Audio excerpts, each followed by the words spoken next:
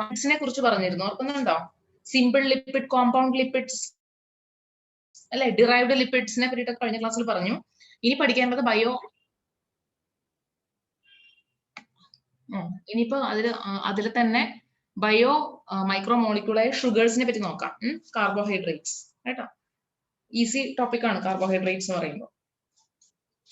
നോക്കാം എന്താണ് കാർബോഹൈഡ്രേറ്റ്സ്. കാർബോഹൈഡ്രേറ്റ്സിന് വേറൊരു പേരുണ്ട്, സാക്കറൈഡ്സ് എന്ന് കൂടെ പറയൂ കേട്ടോ. കാർബോഹൈഡ്രേറ്റ്സിന്റെ വേറെ പേരാണ് സാക്കറൈഡ്സ് അല്ലെ. CnH2n അല്ലെ, CnH2nOn ഇങ്ങനെയാണ് നമ്മൾ റെപ്രസെന്റ് ചെയ്യുക അല്ലെ, CnH2nOn കേട്ടോ. അപ്പൊ അതിൽ ഉള്ള കോമ്പൗണ്ട്സ് എന്തൊക്കെയാണ്? കാർബൺ ഉണ്ട്, ഹൈഡ്രജൻ ഉണ്ട്, ഓക്സിജൻ ഉണ്ട് അല്ലെ. അതാണ് 1:2:1 എഴുതിയേക്കണത് അല്ലെ, CnH2nOn അല്ലെ. അപ്പൊ നമ്മൾ എഴുതില്ലേ C6H12O6 എന്നൊക്കെ എഴുതില്ലേ അല്ലെ. പിന്നെന്താ എഴുതും? C12H22O11 എന്നൊക്കെ എഴുതില്ലേ നമ്മള് അല്ലെ. അങ്ങനെ അപ്പൊ C12H22O11 എന്ന് പറഞ്ഞാൽ ശരിക്കും ഡൈസാക്കറൈഡിനെ റെപ്രസെന്റ് ചെയ്യുകയാണ് അല്ലെ. അപ്പൊ C6H12O6 എന്ന് പറയുമ്പോൾ ഗ്ലൂക്കോസ് അല്ലെ, ഒരു മോണോസാക്കറൈഡിനെ റെപ്രസെന്റ് ചെയ്യുകയാണ്. അപ്പൊ അതിലെ എക്സാമ്പിൾസ് ആണ് ഗ്ലൂക്കോസ്, റൈബോസ് അല്ലെ. ഒരുപാട് എക്സാമ്പിൾസ് ഇല്ലേ. നിങ്ങൾ എന്തൊക്കെ പഠിച്ചിട്ടുണ്ട്? എന്തൊക്കെ ടൈപ്പ് ഷുഗേഴ്സ് കേട്ടിട്ടുണ്ട്? സുക്രോസ്, മാൾട്ടോസ് അല്ലെ, ലാക്ടോസ് ഉണ്ട്, റഫിനോസ്, ഗ്ലൂക്കോസ്, റൈബോസ് അല്ലെ, റിബുലോസ്, പിന്നെന്താ ഫ്രക്ടോസ്, ഗാലക്ടോസ്, അങ്ങനെ എന്തോരം ടൈപ്പ് ഷുഗേഴ്സ് ഉണ്ട് അല്ലെ. നമുക്ക് അതിനെ പറ്റിയിട്ട് കൂടുതൽ നോക്കാം. ഗ്ലൂക്കോസ് എന്ന് പറയുമ്പോൾ C6H12O6 ആണ് അല്ലെ. പിന്നെ റൈബോസ് എന്ന് പറയുമ്പോൾ C5H10O5 ഉണ്ടോ. റൈബോസ് ശരിക്കും ഒരു പെൻഡോസ് ഷുഗർ ആണ് കണ്ടോ, പെൻഡോസ് ഷുഗർ ആണ് റൈബോസ്. ഗ്ലൂക്കോസ് എന്ന് പറയുമ്പോൾ ഏത് ഷുഗർ ആണ്? ആർക്ക് പറയാം? ഗ്ലൂക്കോസ് എന്ന് പറയുമ്പോൾ ഏത് ഷുഗറാ? പെൻഡോസ് ആണോ, ഹെക്സോസ് ആണോ, ടെട്രോസ് ആണോ? ഏത് ഷുഗറാ glucose? It's a hexose sugar കേട്ടോ. ഗ്ലൂക്കോസ് എന്ന് പറഞ്ഞാൽ ഒരു ഹെക്സോസ് ഷുഗർ ആണ്. 6 കാർബൺ ആറ്റം ഇല്ലേ അല്ലെ, C6H12O6 എന്നല്ലേ പറയാം. അപ്പൊ ഒരു ഹെക്സോസ് ആണ് കേട്ടോ. ഹെക്സോസസ് എന്ന് പറഞ്ഞാൽ അതിൽ 6 കാർബൺ ആറ്റം ഉണ്ടാവും കേട്ടോ. പെൻഡോസസ് എന്ന് പറഞ്ഞാൽ 5 കാർബൺ ആറ്റം ആണ്. അപ്പൊ C5 എന്നാ പറയാ കേട്ടോ. പെൻഡോസ് ഷുഗർ ആണ് റൈബോസ്. പിന്നെ ഡിയോക്സി റൈബോസ് ഒക്കെ ഇല്ലേ, ഡിയോക്സി റൈബോസ്, DNA-ലൊക്കെ ഉള്ള ഷുഗർ ഡിയോക്സി റൈബോസ്. RNA-ലെ ഷുഗർ ആണ് റൈബോസ് അല്ലെ. അപ്പൊ ഇതൊക്കെ പെൻഡോസ് ഷുഗേഴ്സ് ആണ് കേട്ടോ. ഇനി നെക്സ്റ്റ് നൈട്രോജൻ ബേസസ് ആണ് ഇനി പറയുന്നത്. ടെക്സ്റ്റിലെ ഒരു ഇറഗുലർ ഫോമിലാണ് കേട്ടോ കൊടുത്തേക്കുന്നത്. അപ്പൊ ഇതിനെ കുറച്ച് അടുക്കും ചിട്ടയോടും കൂടി ഓർഡറിലാക്കിയേക്കാണ് നമ്മുടെ ഈ സ്ലൈഡിൽ കേട്ടോ. ടെക്സ്റ്റിൽ കുറച്ച് സ്കാറ്റേർഡ് ആയിട്ടാണ് ഈ ചാപ്റ്ററിന്റെ പല ഭാഗങ്ങളും മെൻഷൻ ചെയ്തേക്കുന്നത് കേട്ടോ. അപ്പൊ നമ്മളിപ്പോ ബയോ മൈക്രോ മോളിക്യൂൾസ് ആണ് നമ്മളിപ്പോ നോക്കുന്നത്. ബയോ മൈക്രോ മോളിക്യൂൾസ് ചേർത്ത് വെക്കുമ്പോഴാണ് ബയോ മാക്രോ മോളിക്യൂൾസ് ഫോം ചെയ്യും. അപ്പൊ നമ്മള് ഇപ്പൊ പഠിക്കുന്നത് ബയോ മൈക്രോ മോളിക്യൂൾസ് ആണ് കേട്ടോ. അതിൽ എന്തൊക്കെ പഠിച്ചു? ലിപ്പിഡ്സ് കണ്ടു അല്ലെ, ലിപ്പിഡ്സ് കണ്ടു, കാർബോഹൈഡ്രേറ്റ്സ് കണ്ടു. നെക്സ്റ്റ് ആണ് നൈട്രോജൻ ബേസസ് അല്ലെ, nitrogen bases. These are the nitrogen containing cyclic compounds found in nucleic acid. ഇപ്പൊ ന്യൂക്ലിയിക് ആസിഡ്സിന്റെ ഒരു കമ്പോണന്റ് ബേസസ് അല്ലെ. ഏതൊക്കെ ബേസസ് ഉണ്ട്? Adenine, guanine, cytosine, thymine, uracil. ഇതൊക്കെ നൈട്രോജൻ ബേസസ് ആണ് അല്ലെ. ന്യൂക്ലിയിക് ആസിഡ്സ് എന്ന് പറയുമ്പോൾ അത് ഏതിന്റെ കോമ്പിനേഷനാ? Nitrogen bases. പിന്നെ എന്തൊക്കെയുണ്ട് ന്യൂക്ലിയിക് ആസിഡ്സിൽ? ഷുഗേഴ്സ് അല്ലെ. ബേസസ് ഉണ്ട്, നൈട്രോജൻ ബേസസ് ഉണ്ട്, ഷുഗേഴ്സ് ഉണ്ട്, പിന്നെ ഫോസ്ഫേറ്റ് ഗ്രൂപ്പ്. അപ്പൊ ഇത്രയും ചേരുമ്പോഴാണ് ഒരു ന്യൂക്ലിയിക് ആസിഡ് ഫോം ചെയ്യുക അല്ലെ. അതിന്റെ തന്നെ ഫോസ്ഫോഡൈസ്റ്റർ ബോൺസിൽ ഫോം ചെയ്യുമ്പോഴാണ്, അത് പോളിമറൈസ് ചെയ്ത് വരുമ്പോഴാണ് ന്യൂക്ലിയിക് ആസിഡ്സ് ഫോം ചെയ്യുക അല്ലെ. ശരിയല്ലേ? അപ്പൊ നൈട്രോജൻ ബേസസ് നമുക്ക് രണ്ടായിട്ട് ക്ലാസിഫൈ ചെയ്യാം. നൈട്രോജൻ ബേസസിനെ പ്യൂറിൻസും പിരിമിഡിൻസും കേട്ടോ. പ്യൂറിൻസിന് എക്സാമ്പിൾ ആണ് അഡിനിനും ഗ്വാനിനും. പിരിമിഡിൻസിന് എക്സാമ്പിൾ ആണ് തൈമിനും, സൈറ്റോസിനും, യുറാസിലും കേട്ടോ. പിരമിഡ് ഇപ്പൊ നിങ്ങൾക്കത് മാറിപ്പോകാൻ സാധ്യതയുണ്ട് ഏതിന്റെയൊക്കെയാണ്. ഇപ്പൊ പിരമിഡ് എന്ന് പറയുമ്പോൾ പിരമിഡിനെ ഓർക്കുക. പിരമിഡ് അറിയാലോ, നമ്മുടെ പിരമിഡ്സ് അല്ലെ. പിരമിഡ് ഷേപ്പ് ഒക്കെ നിങ്ങൾക്ക് അറിയാലോ അല്ലെ. പിരമിഡ് എന്ന് പറയുമ്പോൾ കട്ട് എന്ന് ഓർത്താൽ മതി. പിരമിഡ് എന്ന് പറയുമ്പോൾ കട്ട്, CUT, കട്ട് ചെയ്ത് വെച്ചേക്കുന്ന ഒരു സ്ട്രക്ചർ ആണ് പിരമിഡ്. അങ്ങനെ ഓർക്കുക കേട്ടോ. അപ്പൊ കേക്കിന്റെ ഉള്ളിൽ നിന്നൊക്കെ ഒരു പിരമിഡ് ഷേപ്പിലൊരു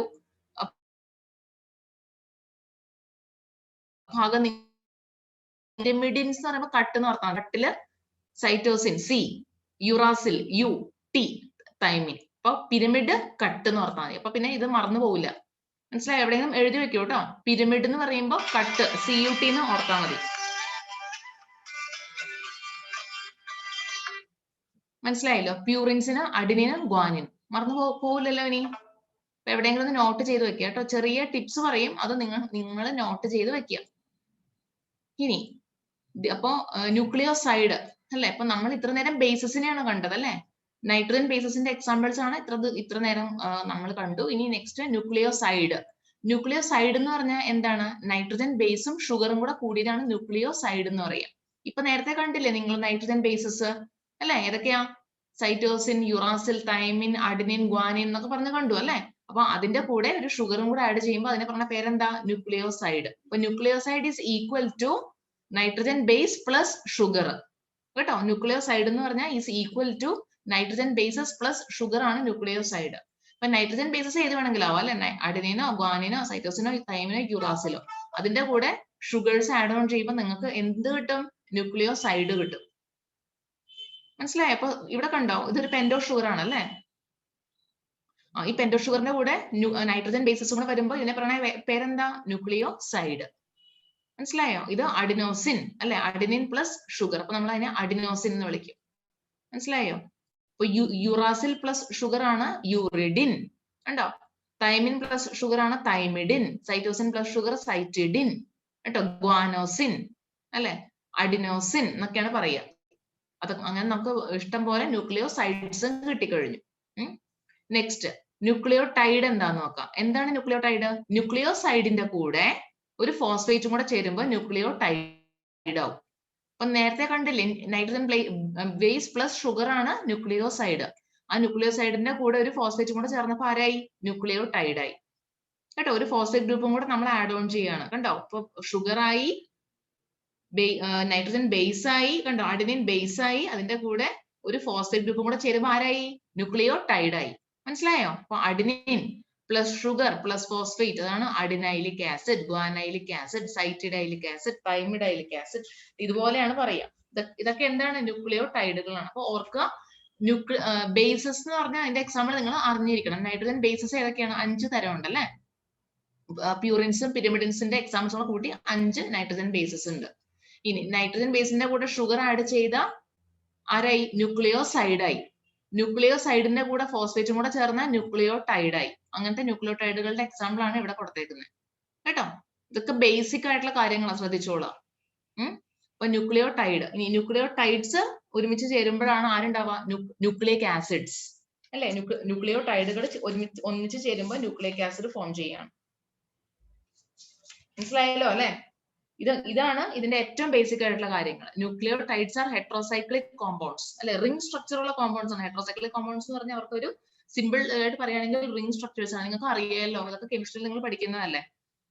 ന്യൂക്ലിയിക് ആസിഡ്സ് 2 തരം ഉണ്ട്, DNA ഉണ്ട്, RNA ഉണ്ട് അല്ലെ? അപ്പൊ ഇതൊക്കെ എന്തുകൊണ്ടാണ് ഉണ്ടാക്കിയിരിക്കുന്നത്? ന്യൂക്ലിയോടൈഡുകൾ കൊണ്ടാണ് ഉണ്ടാക്കിയിരിക്കുന്നത് അല്ലെ? ന്യൂക്ലിയോടൈഡ് എന്ന് പറഞ്ഞാൽ നിങ്ങൾക്ക് അറിയാം, നൈട്രജൻ ബേസ് ഉണ്ടാവും, ഫോസ്ഫേറ്റ് ഉണ്ടാവും, ഷുഗർ ഉണ്ടാവും. അതിന്റെ കോമ്പിനേഷൻ ആണ് നമ്മൾ ന്യൂക്ലിയോടൈഡ്സ് എന്ന് പറയാം. ഈ ന്യൂക്ലിയോടൈഡ്സ് പോളിമറൈസ് ചെയ്ത് ആരുണ്ടായി?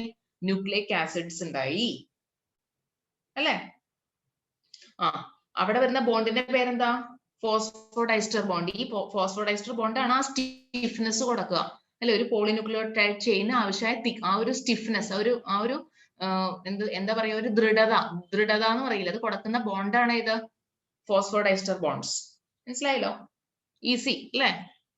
നമ്മൾ കൊച്ചു ക്ലാസ്സുകളിൽ പഠിക്കുന്നതല്ലേ. അപ്പൊ നമ്മൾ ഇത്ര നേരം എന്തൊക്കെയാ കണ്ടേ? അപ്പൊ ബയോ മൈക്രോമോളിക്യൂളുകളാണ് കണ്ടത് അല്ലെ? എന്തൊക്കെയാണ് ബയോ മൈക്രോമോളിക്യൂൾ? എക്സാമ്പിൾസ് ഏതൊക്കെയാ കണ്ടേ? നമ്മൾ കണ്ടു ഏതൊക്കെയാ? കാർബോഹൈഡ്രേറ്റ്സ് അല്ലെ? പിന്നെ അമിനോ ആസിഡ്സ് കണ്ടു അല്ലെ? അമിനോ ആസിഡ്സ്, കാർബോഹൈഡ്രേറ്റ്സ്, ലിപ്പിഡ്സ് അല്ലെ? ഫാറ്റി ആസിഡ്, ഗ്ലിസറോൾ ഒക്കെ നമ്മൾ കണ്ടു അല്ലെ? ഫാറ്റി ആസിഡ്സ് കണ്ടില്ലേ ലിപ്പിഡ്സില്? പിന്നെ ഇപ്പൊ പറഞ്ഞത് അല്ലെ? ഈ ന്യൂക്ലിയോസൈഡുകള് അല്ലെ? ന്യൂക്ലിയോടൈഡുകള്, നൈട്രജൻ ബേസസ് ഒക്കെ ബയോ മൈക്രോമോളിക്യൂൾസ് ആണ്. അപ്പൊ ഇങ്ങനെയുള്ള ബയോ മൈക്രോമോളിക്യൂൾസ് ചേർത്ത് വെച്ചിട്ട് ആരുണ്ടാവും? ബയോ മാക്രോമോളിക്യൂൾസ് അല്ലെ? കൊച്ചു കൊച്ചു അമിനോ ആസിഡുകൾ ചേർത്ത് വെച്ച് പ്രോട്ടീൻ അല്ലെ?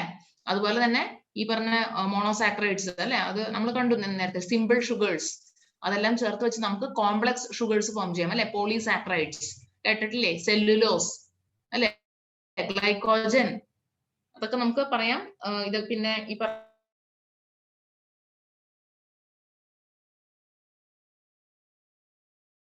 ഹോമോപോളിസാക്രൈഡ് അല്ലെങ്കിൽ ഹെട്രോപോളിസാക്രൈഡ് എന്നൊക്കെ പറയാം. പോളിസാക്രൈഡ്സ് ഫോം ചെയ്യും. അതുപോലെ തന്നെ ഈ ന്യൂക്ലിയോടൈഡ്സ് ചേർത്ത് വെച്ച് നമുക്ക് ന്യൂക്ലിയിക് ആസിഡ്സ് ഉണ്ടാക്കാം. അപ്പൊ ഇതെല്ലാം ബയോ മാക്രോ മോളിക്യൂൾസിൽ പെടും കേട്ടോ. മൈക്രോ മോളിക്യൂൾസ് ഉണ്ടെങ്കിലേ മാക്രോ മോളിക്യൂൾസ് ഉള്ളൂ. അപ്പൊ മൈക്രോ മോളിക്യൂൾസ് ആണ് നമ്മൾ ഇത്ര നേരം കണ്ടത്. ഇനി അത് വെച്ചിട്ട് നമുക്ക് എന്തൊക്കെ ഉണ്ടാക്കാം? Macro molecules. മനസ്സിലായോ? അപ്പൊ ഞാൻ പറഞ്ഞില്ലേ, ഈ ചാപ്റ്ററിന് ആദ്യത്തെ ഭാഗത്ത് മൈക്രോ മോളിക്യൂളും പിന്നെ മാക്രോ മോളിക്യൂളും പിന്നെ ലാസ്റ്റ് എൻസൈമോളജിയാണ്. അങ്ങനെയാണ് ഈ ചാപ്റ്റർ അവസാനിക്കണേ കേട്ടോ. വലിയ ചാപ്റ്റർ ആണ് ശരിക്കും.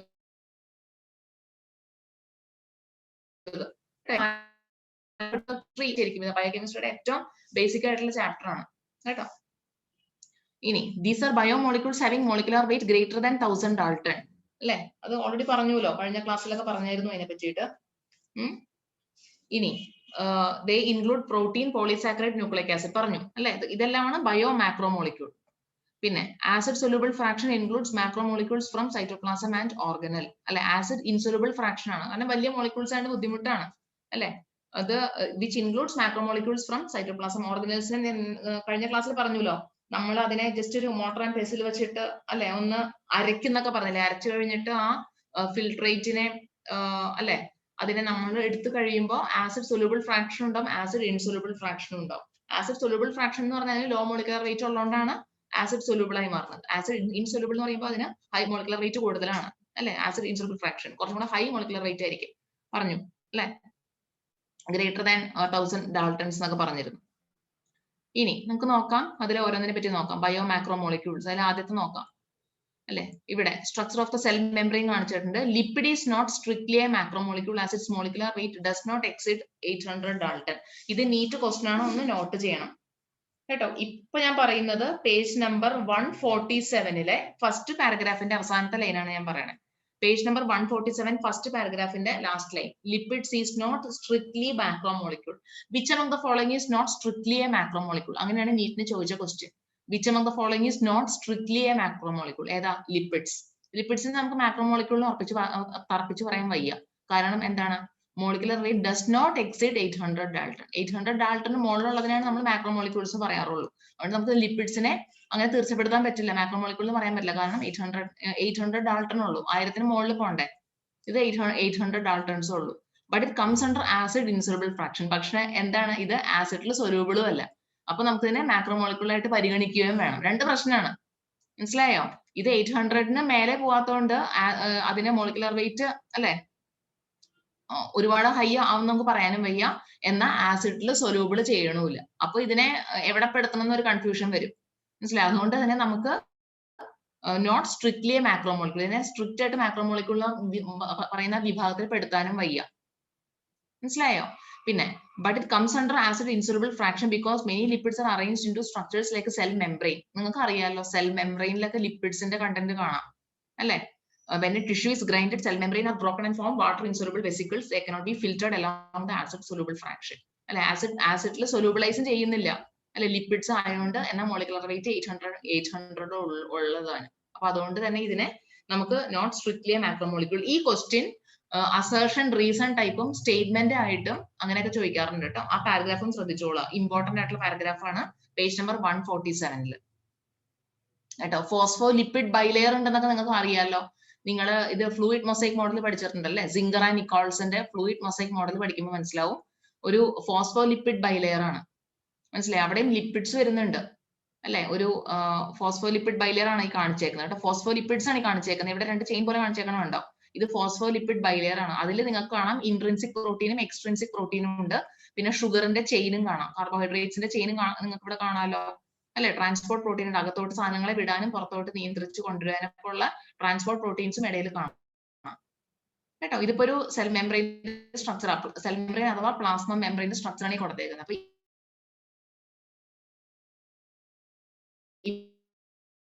ഇവിടെ ഇതിനെ ഒരു average composition of the cell, അത് പേജ് നമ്പർ 147 റൈറ്റ് സൈഡിൽ ഒരു ചെറിയ കോളം കൊടുത്തിട്ടുണ്ട്. അവിടെ കോമ്പോസിഷൻ കൊടുത്തിട്ടുണ്ട്. സെല്ലിന്റെ അകത്ത് എന്തൊക്കെയുണ്ട്? Water, protein, carbohydrates, nucleic acids, ions. ഇതാണ് മെയിൻ ആയിട്ടുള്ള കോമ്പോസിഷൻ കേട്ടോ. വാട്ടർ ആണ് ഏറ്റവും കൂടുതൽ അല്ലെ? 70 to 90%. അത് നീറ്റ് ശ്രദ്ധിച്ചോളുക കേട്ടോ. The protein constant of an average cell is എന്ന് പറഞ്ഞിട്ടൊക്കെയും ചോദിക്കാം കേട്ടോ. 10 to 15%. കുറെ ഓപ്ഷൻ ഉണ്ടാവും, അപ്പൊ കൺഫ്യൂഷൻ വരാൻ സാധ്യതയുണ്ട്. അയോൺസ് ഏറ്റവും കുറവാണ്. ലിപ്പിഡ്സ് നോക്കൂ, 2 ഉള്ളൂ കേട്ടോ. കാർബോഹൈഡ്രേറ്റ്സിനെക്കാളും അത് ഇതിൽ കൊടുത്തിട്ടുള്ള ടെക്സ്റ്റിലുണ്ട് ടെക്സ്റ്റിൽ നിങ്ങൾക്ക് കാണാമല്ലോ, water, protein, carbohydrates, lipids, nucleic acids, ions അല്ലെ. ഇതിലിപ്പോ അഞ്ചെണ്ണം മാത്രമേ കൊടുത്തിട്ടുള്ളൂ എന്റെ ഈ സ്ലൈഡിൽ. ടെക്സ്റ്റ് ഒന്ന് റെഫർ ചെയ്യാം കേട്ടോ എല്ലാവരും. നെക്സ്റ്റ് നമുക്കിനി അടുത്ത ബയോ മാക്രോമോളിക്യൂളിലേക്ക് വരാം. പ്രോട്ടീനുകൾ. പ്രോട്ടീൻസ് അറിയാം, ഹെട്രോപോളിമർ ഓഫ് അമിനോ ആസിഡ്സ് അല്ലെ. ഒരുപാട് അമിനോ ആസിഡ്സ് പെപ്റ്റൈഡ് ബോണ്ട് വഴി ജോയിൻ ചെയ്യുമ്പോഴാണ് അല്ലെ ആ പോളിപെപ്റ്റൈഡ് ചെയിൻ ഫോം ചെയ്യും. പോളിപെപ്റ്റൈഡ് ചെയിൻ പോളിമറൈസ് ചെയ്തിട്ടാണ് ഏതുണ്ടാവുക, പ്രോട്ടീനുകൾ അല്ലെ. Peptide bond is formed when COH group of one amino acid react with the NH2 അല്ലെ, amino group of the next amino acid by releasing a molecule of water അല്ലെ. Carboxyl group amino group ആയിട്ട് react ചെയ്യണം അല്ലെ. ഇതാണ് peptide bond actually അല്ലെ. ഒരെണ്ണത്തിന്റെ carboxyl group അടുത്തതിൽ amino group ആയിട്ട് react ചെയ്യുകയാണ്. അങ്ങനെയാണ് പെപ്റ്റൈഡ് ബോണ്ട് ഫോം ചെയ്യണം അതിന്റെ ഇടയിൽ കേട്ടോ. ആ സമയത്ത് ഒരു വാട്ടർ മോളിക്യൂൾ എക്സിറ്റ് ആവുന്നുണ്ട്. അതാണ് ഡീഹൈഡ്രേഷൻ റിയാക്ഷൻ ആണ് അവിടെ ഹാപ്പൻ ചെയ്യുക. ഓക്കെ, ഇനി പ്രോട്ടീൻസിന്റെ ഫംഗ്ഷൻ പറയുന്നുണ്ട്. പ്രോട്ടീൻസ് ഏതിനൊക്കെ വേണ്ടിയിട്ടാണ് ഉപയോഗിക്കുന്നതെന്ന്. ഗ്രോത്ത് ആൻഡ് ടിഷ്യൂ റിപ്പയർ അല്ലെ. മസിൽ മാസ് ഉണ്ടാക്കാനൊക്കെ പ്രോട്ടീൻസ് വേണം അല്ലെ. ഗ്രോത്തിന് വേണ്ടി, മസിൽ ഡെവലപ്മെന്റിന് വേണ്ടി, ടിഷ്യൂ റിപ്പയറിന് വേണ്ടിയിട്ടൊക്കെ പ്രോട്ടീൻസ് വേണം. പിന്നെ ട്രാൻസ്പോർട്ട് നിങ്ങൾ കേട്ടിട്ടുണ്ടോ, ഫൈബ്രിനോജൻ അല്ലെ. നിങ്ങളെ മറ്റേ ക്ലോട്ടിങ്ങിന്റെ സമയത്തൊക്കെ ഉണ്ടാവുന്ന പ്രോട്ടീൻസ് ഇല്ലേ, ഫൈബ്രിനോജൻ എന്നൊക്കെ പറഞ്ഞിട്ടുണ്ടാവുന്നത് അല്ലെ. മെഷ് ലൈക്ക് സ്ട്രക്ചർ, നെറ്റ്വർക്ക് പോലെ ഫോം ചെയ്യും അല്ലെ. ബ്ലഡ് കോർപ്പസൽസിനെ തടഞ്ഞു നിർത്തില്ലേ, അത് ബ്ലീഡിങ് ഉണ്ടാവാണ്ടിരിക്കാനൊക്കെ ആയിട്ട്. അപ്പൊ it's A sort of protein അല്ലെ. അപ്പൊ ഗ്രോത്ത് ടിഷ്യൂ റിപ്പയറിന് വേണം. അതുപോലെ തന്നെ ട്രാൻസ്പോർട്ട് പ്രോട്ടീൻസ് അല്ലെ, അതാണ് ഏറ്റവും പ്രധാനപ്പെട്ടത്.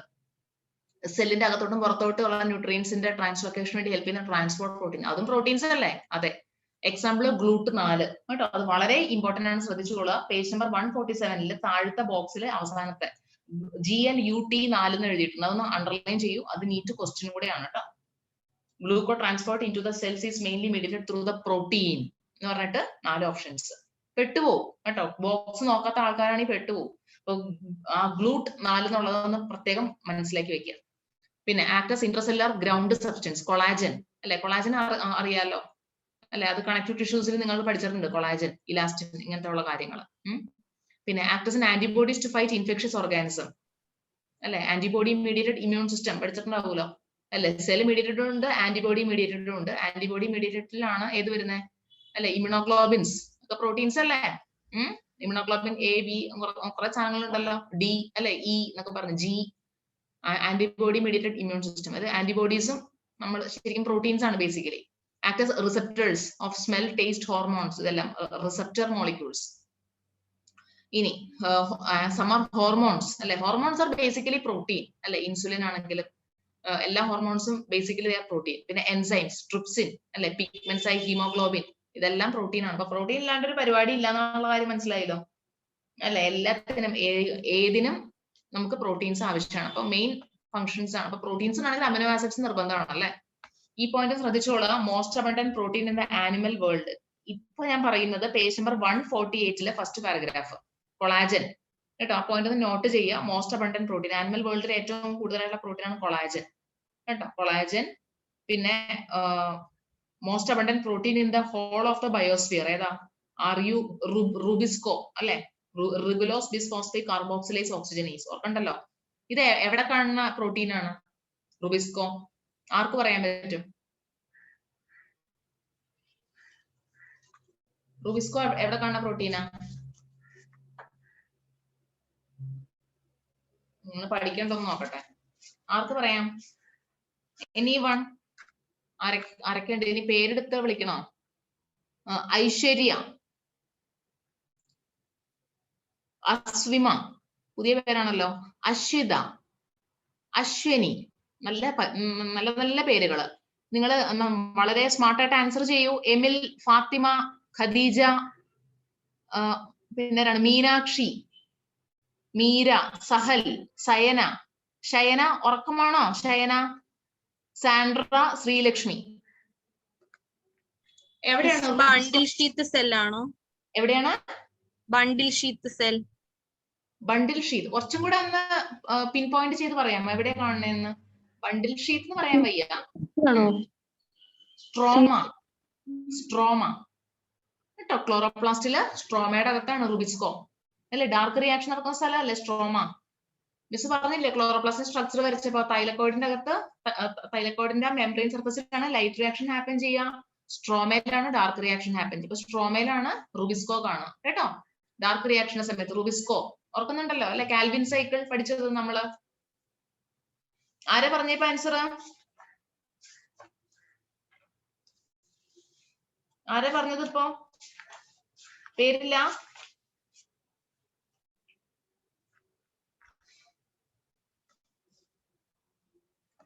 ഓക്കെ, അപ്പോ കറക്റ്റ് ആയിട്ട് ആൻസർ ചെയ്യണം കേട്ടോ. അത് മനസ്സിലാക്കി വെക്കുക. റുബിസ്കോ സ്ട്രോമയിലാണ് കാണാം, സ്ട്രോമ ഓഫ് ദ ക്ലോറോപ്ലാസ്റ്റ് കേട്ടോ. അത് മനസ്സിലാക്കി വെക്കുക, അത്രേ ഉള്ളൂ.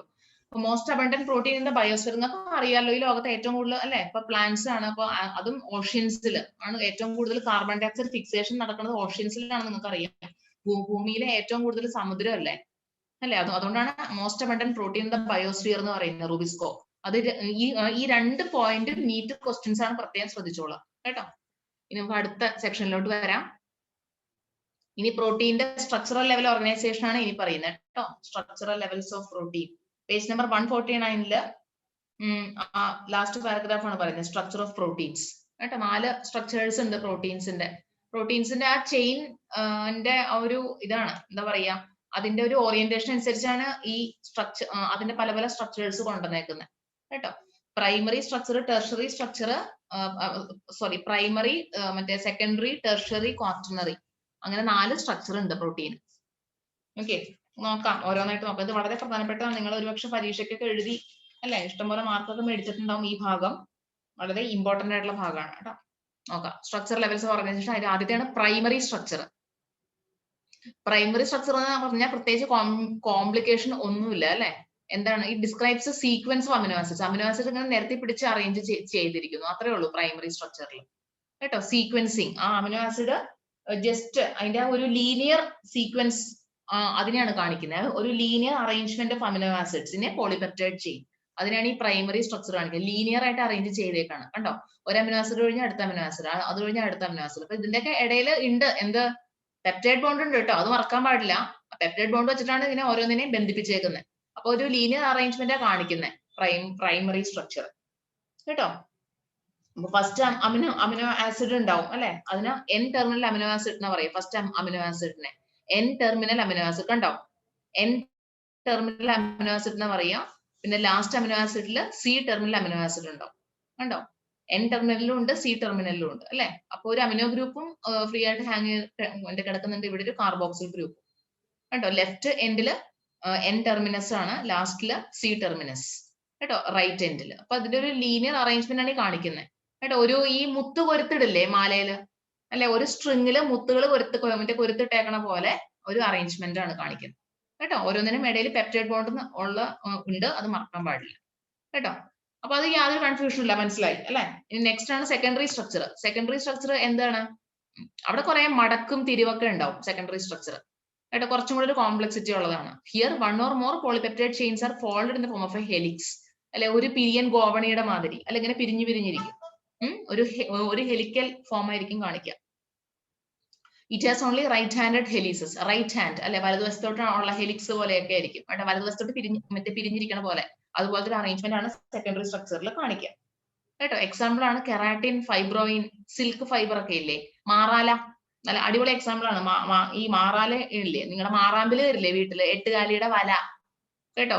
അതുപോലെ തന്നെ മുടിനാര് കേട്ടോ. മുടിനാരിനൊക്കെ ഇതാണ് ശരിക്കും സെക്കൻഡറി സ്ട്രക്ചർ ആണ് കാണിക്കുന്നത് കേട്ടോ. നിങ്ങൾ കണ്ടിട്ടുണ്ടാവില്ലേ ഈ നനഞ്ഞ മുടി ചീവാൻ പാടില്ല എന്ന് പറയില്ലേ. എന്താ നനഞ്ഞ മുടി ചീവിക്കഴിഞ്ഞാൽ? നനഞ്ഞ മുടി ഉണങ്ങിയിട്ട് നമ്മൾ ശരിക്കും ചെയ്യുകാവൂ, അതുവരെ വെറുതെ ഇടണം. നനഞ്ഞ പാടെ ഇങ്ങനെ ചീപ്പ് വെച്ച് വലിച്ച് ചീവാൻ പാടില്ല. കാരണം എന്താ, അതിന്റെ ആ ബോണ്ടുകൾ തമ്മിൽ അത് വലിഞ്ഞു പോകും കേട്ടോ. മുടിയുടെ ഡാമേജ് ആവെന്ന് പറയും. മുടി ഡാമേജ് ആവുമ്പോൾ നമ്മൾ കെരാറ്റിൻ ട്രീറ്റ്മെന്റ് ഒക്കെ ചെയ്യാറില്ലേ പാർലറിൽ പോയിട്ട്, അത് ഇതിന് വേണ്ടിയിട്ടാണ്. അതിനെ സ്ട്രെങ്തനിങ് ചെയ്യാണ് ശരിക്കും. മുടി ഡാമേജ് ആയിട്ടുള്ള ഹെയർ ഒരുപാട് ഷാമ്പു ഒക്കെ യൂസ് ചെയ്താൽ ആ പ്രോട്ടീൻ, ആ ബൈൻഡിങ് എല്ലാം, പെപ്റ്റൈഡ് ബോൺസ് എല്ലാം വിട്ടുപോരും, മനസ്സിലായി. അപ്പൊ മുടിക്ക് ആവശ്യത്തിനുള്ള ആരോഗ്യം ഉണ്ടാവില്ല. ഈ മാറാമ്പിലും ഇതുപോലെ തന്നെയാണ്. മാറാമ്പിലുള്ള ആ ബോണ്ടിങ്ങും ഇതാണ്, ഏതാ സെക്കൻഡറി സ്ട്രക്ചർ ആണ് കാണിക്കുന്നത് കേട്ടോ. 8 കാലിയുടെ വല, ഇതെല്ലാം അതൊക്കെ സിൽക്ക് ഫൈബേഴ്സ് ആണ് ശരിക്കും കേട്ടോ. ഫൈബ്രോയിൻ, അത് ഫൈബ്രോയിൻ എന്ന് പറഞ്ഞാൽ സിൽക്കാണ്. മറ്റേ പട്ടുനൂലില്ലേ, സിൽക്ക് ഫൈബർ, ഇതിലെല്ലാം ഉള്ളത് സെക്കൻഡറി സ്ട്രക്ചർ ആണ് കാണിക്കുന്നത് കേട്ടോ. ഇത് കാണിച്ചാറുണ്ട് സിൽക്ക് പ്രോട്ടീൻ, ഫൈബ്രോയിൻ. ഇത് ഇമ്പോർട്ടന്റ് ആണ്, ശ്രദ്ധിച്ചോളാം. ഇത് നീറ്റ് ക്വസ്റ്റ്യനും കൂടിയാണ് കേട്ടോ. ഞാൻ ചിലത് മാത്രം ഞാൻ പ്രത്യേകം എടുത്തു പറയുന്നുണ്ട്, നീറ്റ് ക്വസ്റ്റ്യൻ. അപ്പൊ നിങ്ങളത് പ്രത്യേകം ശ്രദ്ധിച്ചോളാം. Anti parallel beta sheet rich in alanine and glycine small side chains allow close packing. അപ്പൊ ഇവിടെ നിങ്ങൾക്ക് സെക്കൻഡറി സ്ട്രക്ചറിൽ പഠിക്കാനുള്ള രണ്ടെണ്ണമാണ്. ഒന്ന് ആൽഫ ഹെലിക്സ്, പിന്നെ ഒന്ന് ബീറ്റ പ്ലീറ്റഡ് ഷീറ്റ് കേട്ടോ. ഒന്ന് ആൽഫ ഹെലിക്സ്, പിന്നെ ഒന്ന് ബീറ്റ പ്ലീറ്റഡ് കേട്ടോ. അത് ഇതിൽ പറഞ്ഞിട്ടില്ല, അപ്പൊ നിങ്ങളുടെ ടെക്സ്റ്റിലുണ്ട് പക്ഷെ കേട്ടോ. ആൽഫ ഹെലിക്സും ബീറ്റ പ്ലീറ്റഡ് ഷീറ്റ് എന്ന് പറഞ്ഞിട്ട് ആ ടെക്സ്റ്റിലും അത്ര കാര്യമായിട്ട് പറഞ്ഞിട്ടില്ല. ഒന്ന് നോട്ട് ഡൗൺ ചെയ്യണമെങ്കിൽ ഒന്ന് നോട്ട് ഡൗൺ ചെയ്യാം. ആൽഫ ഹെലിക്സ് കേട്ടോ. ആൽഫ ഹെലിക്സ് ഇപ്പൊ സെക്കൻഡറി സ്ട്രക്ചറിൽ വരുന്ന രണ്ട് ഭാഗമാണ്. ഒന്ന് ആൽഫ ഹെലിക്കൽ സ്ട്രക്ചർ, പിന്നെ ഒന്ന് ബീറ്റ പ്ലീറ്റഡ് കേട്ടോ. ആൽഫ ഹെലിക്സ് എന്ന് പറഞ്ഞാൽ ആൽഫ ഹെലിക്കൽ സ്ട്രക്ചർ കൂടുതലായിട്ടും കാണുന്നത് മുടിയിലെ കെരാറ്റിനില് കേട്ടോ. മുടിയിൽ കാണുന്ന കെരാറ്റിൻ ആ പ്രോട്ടീനിലാണ് ആൽഫ ഹെലിക്സ് കാണാം. പിന്നെ മസിലുള്ള മസിൽ പ്രോട്ടീനിലെ മയോസിനിലും ആൽഫ ഹെലിക്കൽ സ്ട്രക്ചർ കാണാം കേട്ടോ. ഇവിടെ നിങ്ങൾക്ക് കാണാമല്ലോ. ഇപ്പൊ ഇതൊരു ഹെയർ സ്ട്രാൻഡാ കാണിച്ചേക്കണേ കേട്ടോ. അതിൽ ആൽഫ ഹെലിക്കൽ സ്ട്രക്ചർ ആണ് കാണാം. അങ്ങനെ ഹെലിക്സ് പോലെ പറഞ്ഞില്ലേ, പിരിയൻ കോമണി പോലെ കാണുന്നത് കേട്ടോ. നെക്സ്റ്റ് ആണ് ബീറ്റ പ്ലീറ്റഡ്. ബീറ്റ പ്ലീറ്റഡ് ആണ്. ബീറ്റ പ്ലീറ്റഡ് പ്ലീറ്റ്സ് നിങ്ങൾക്ക് അറിയാം, ഈ സാരിയുടെ പ്ലീറ്റ് ഒക്കെ ഉണ്ടാവില്ലേ, സാരിക്ക് പ്ലീറ്റ്സ് എടുക്കില്ലേ, അതുപോലെ ഇങ്ങനെ മടങ്ങിയിരിക്കും. കർട്ടൻസിലെ കണ്ടില്ലേ പ്ലീറ്റ്സ്, കർട്ടനില്, ഡോർ കർട്ടനില്, വിൻഡോ കർട്ടനിലൊക്കെ പ്ലീറ്റ്സ് പോലെ അല്ലെ. ഇപ്പൊ ഇതിങ്ങനെ പാരലൽ ആയിട്ട് ഇങ്ങനെ ബെൻഡ് ചെയ്ത് ഫോൾഡഡ് ആയിട്ടുള്ള അപ്പിയറൻസിലായിരിക്കും കാണുന്നത് ഇതുപോലെ കേട്ടോ. ഇതിനെ അടിപൊളി എക്സാമ്പിൾ എന്ന് പറഞ്ഞാൽ ഇതാണ്. ഏത് നിങ്ങളുടെ സിൽക്ക് പ്രോട്ടീൻ, പട്ടുനൂല്, അതുപോലെ തന്നെ ഈ മാറാമ്പില് കേട്ടോ, ഇൻസെക്ട്സിന്റെ വെബ് ഇതുണ്ടല്ലോ, വെബ് അല്ലല്ലോ മറ്റേ വെബ് എന്ന് പറയാൻ പറ്റില്ല, മറ്റേ ഇത് സ്പൈഡർ വെബ് എന്നൊക്കെ പറയില്ലേ, അത് മാറാല, ഇതെല്ലാം ഫൈബ്രോയിൻ പ്രോട്ടീൻസ് ആണ് കേട്ടോ. അത് ബീറ്റ പ്ലീറ്റഡ് സ്ട്രക്ചറിന് എക്സാമ്പിൾ ആണ്.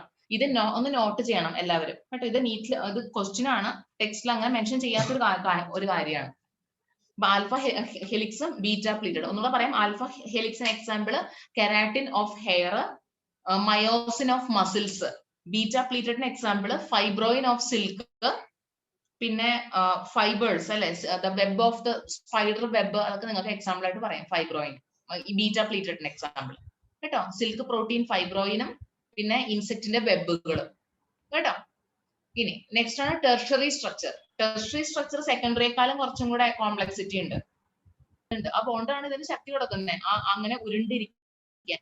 ആ ബോണ്ടുകളാണ് ഏത് ഈ പറഞ്ഞ ഡൈസൾഫൈഡ് ബോണ്ട്, പിന്നെ ഹൈഡ്രോ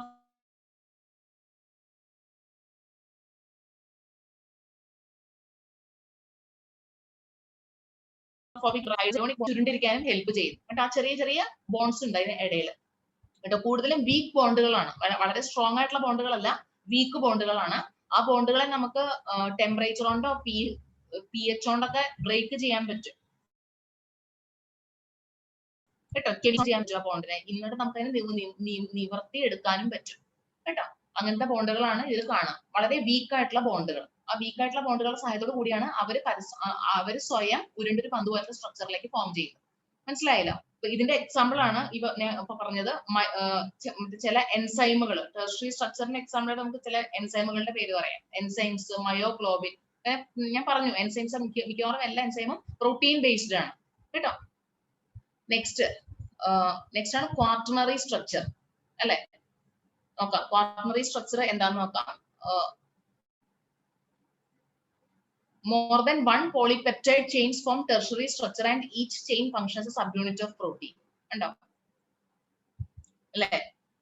ഇവിടെ എന്ന് വെച്ച് കഴിഞ്ഞാൽ ചില പ്രോട്ടീനുകൾ അല്ലെ, certain proteins are an assembly of more than one polypeptide അല്ലെ.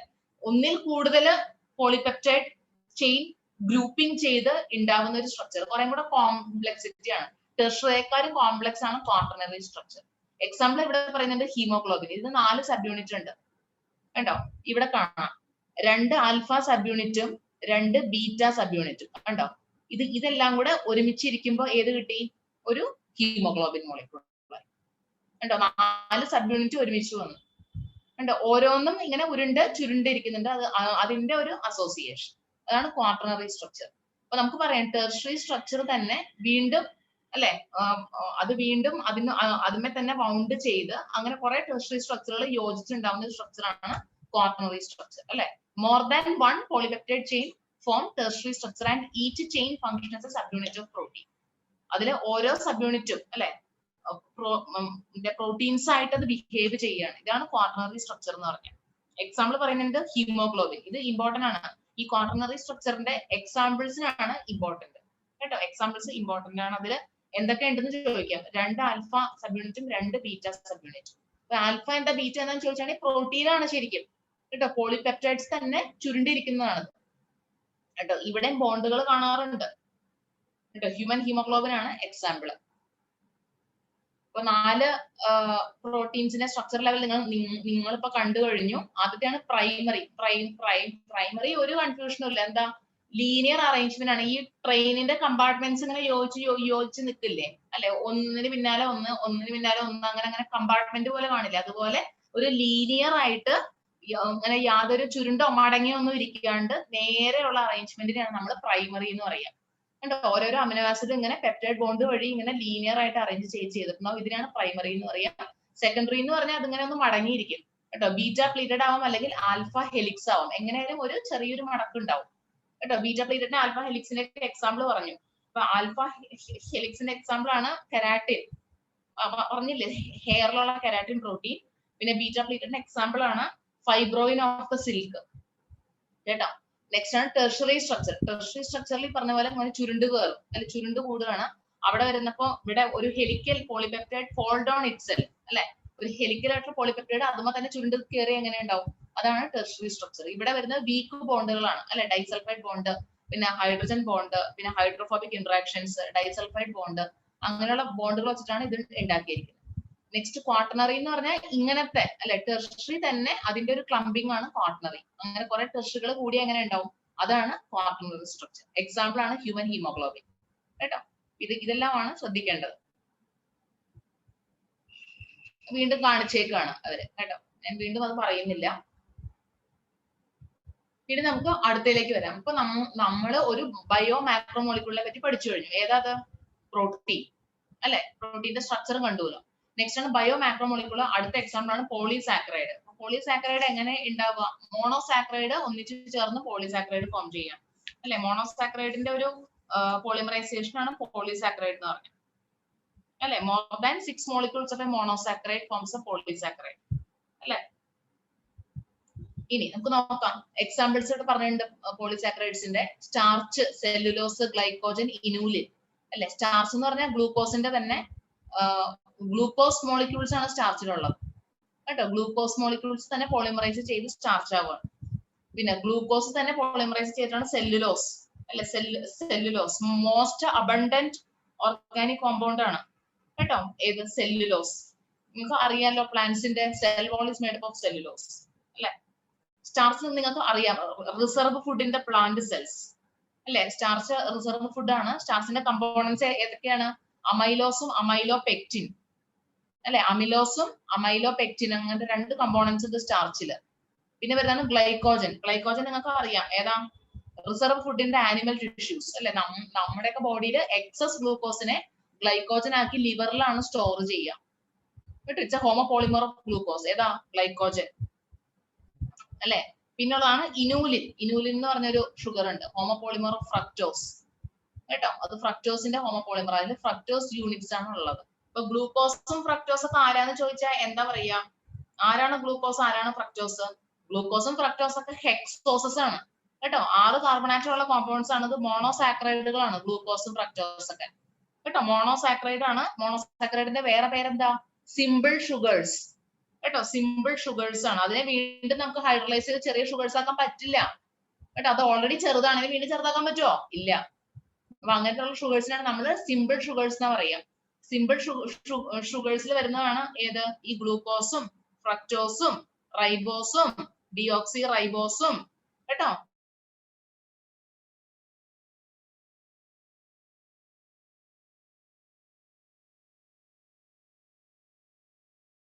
പിന്നെ ഇനി പോളിസാക്കറൈഡിലോട്ട് വരാം. ഇനി പിന്നെ ഒരു കാര്യം ഞാൻ വിട്ടുപോയി, ഡൈസാക്കറൈഡ്. അപ്പൊ ഞാൻ അതും കൂടെ പറയണമല്ലോ. ഡൈസാക്കറൈഡിനെ പറ്റി ഇവിടെ ഒന്നും പറയുന്നില്ലല്ലോ, അപ്പൊ അതും കൂടെ ജസ്റ്റ് ഒന്ന് പറഞ്ഞേക്കാം. മോണോസാക്കറൈഡിനെ പറ്റി ഏതായാലും പറഞ്ഞല്ലോ. അപ്പൊ ഡൈസാക്കറൈഡ് എന്താണ് ഡൈസാക്കറൈഡ്? 2 മോണോസാക്കറൈഡ് അല്ലെ കൂടിയതാണ് ഡൈസാക്കറൈഡ്. മനസ്സിലായോ? ഗ്ലൈക്കോസിഡിക് ലിങ്കേജ് വഴി 2 മോണോസാക്കറൈഡ് മോളിക്യൂൾസ് ജോയിൻ ചെയ്യുമ്പോൾ നമുക്ക് എന്ത് കിട്ടും, ഡൈസാക്കറൈഡ് കിട്ടും മനസ്സിലായോ? ഡൈസാക്രൈഡില് അപ്പൊ ഡൈസാക്രൈഡ് എന്ന് പറഞ്ഞ എക്സാമ്പിൾ ആണ്. ഡൈസാക്രൈഡിന് ആർക്കെങ്കിലും ഒരു എക്സാമ്പിൾ തരാൻ പറ്റുമോ? Disaccharide example.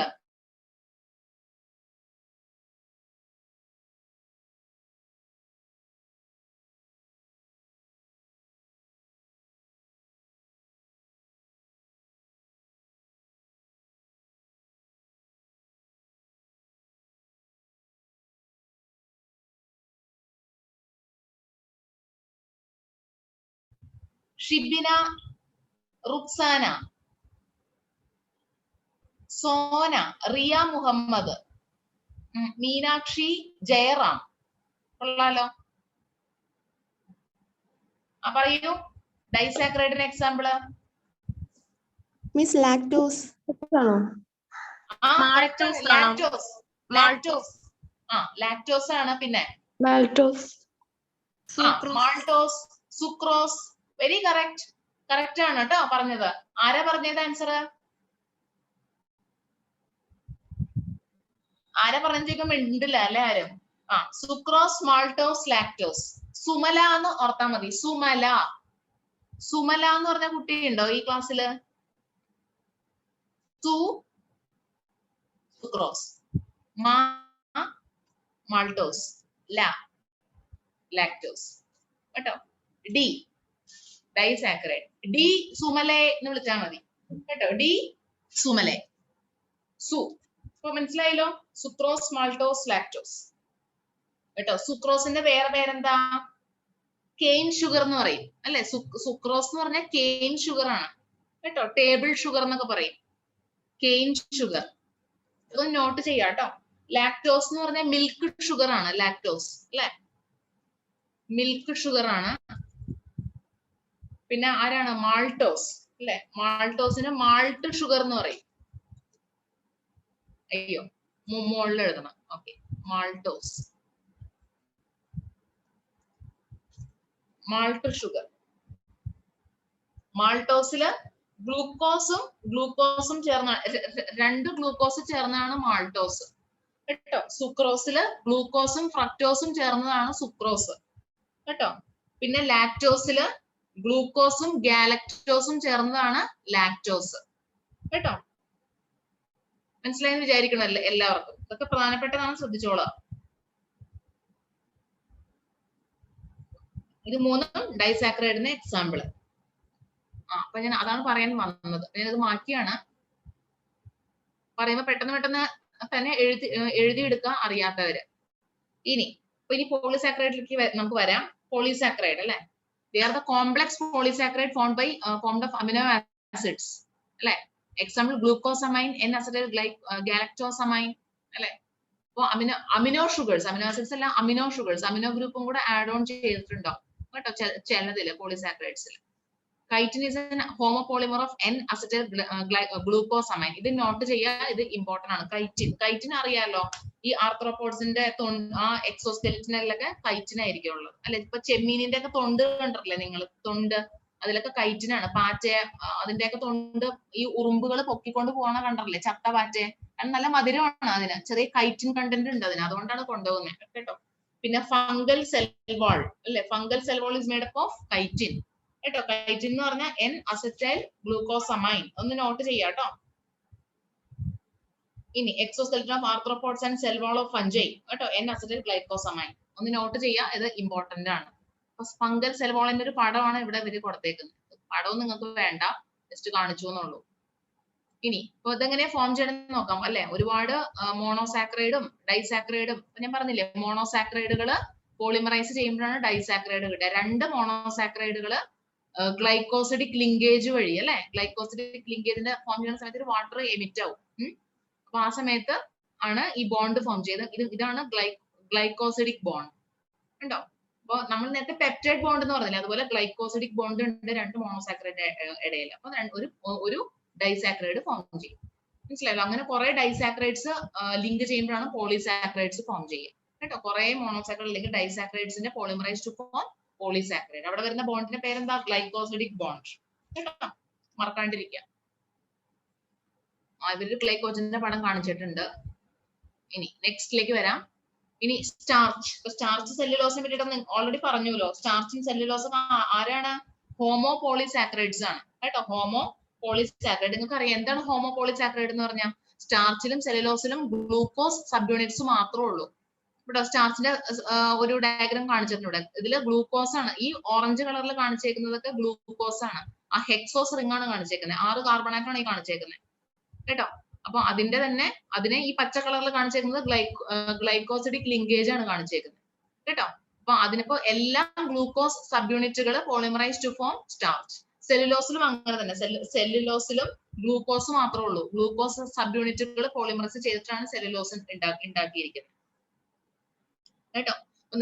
നിങ്ങൾ സ്റ്റാർച്ചിന്റെ ടെസ്റ്റ്, അയോഡിൻ ടെസ്റ്റ് ഒക്കെ പഠിച്ചുവല്ലോ. സ്റ്റാർച്ചിന്റെ അയോഡിൻ ടെസ്റ്റ് ചെയ്യുമ്പോൾ ഒരു ബ്ലൂ കളർ ഫോം ചെയ്യും അല്ലെ? എന്താ കാരണം ബ്ലൂ കളർ ഫോം ചെയ്യാൻ കാരണം എന്താണ്? It can hold iodine molecules in the helical portion അല്ലെ? അയോഡിനെ ഹെലിക്കൽ പോർഷനിൽ ഹോൾഡ് ചെയ്യാൻ പറ്റുന്നതുകൊണ്ടാണ് ബ്ലൂ കളർ കാണിക്കുന്നത്. പക്ഷെ സെല്ലുലോസിന് ഹാസ് നോ കോംപ്ലക്സ് ഹെലിസസ്. ഇങ്ങനെ ഒരു ചുറ്റില്ല. അത് നേരെ പോ ടൈപ്പാണ് സെല്ലുലോസ്. കണ്ടോ? ഇതുപോലെ ഇങ്ങനെ ഒരു ഹെലിക്കൽ സ്ട്രക്ചർ ഇല്ല സെല്ലുലോസിന്.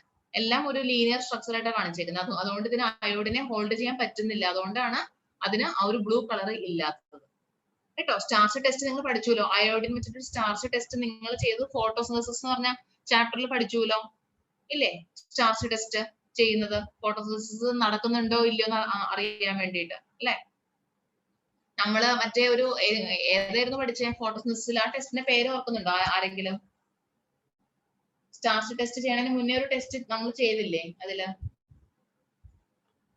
ഏതായിരുന്നു അത്? എന്റെ പേര് ഞാൻ വിട്ടു. നിങ്ങൾക്ക് ഓർമ്മയിൽ ഉണ്ടെങ്കിൽ ഒന്ന് പറയുക. അല്ലെങ്കിൽ ടെക്സ്റ്റ് നോക്കി പറഞ്ഞാലും മതി. ടെക്സ്റ്റ് ഒക്കെ മറക്കാൻ മടിയായിരിക്കും അല്ലെ? ഞാൻ തന്നെ നോക്കി പറയാനായിട്ട് കാരണം നിർത്തിയില്ലല്ലോ. ഹാഫ് ലീഫ് എക്സ്പെരിമെന്റ് എന്ന് പറഞ്ഞിട്ട് പഠിച്ചില്ലേ നിങ്ങള്?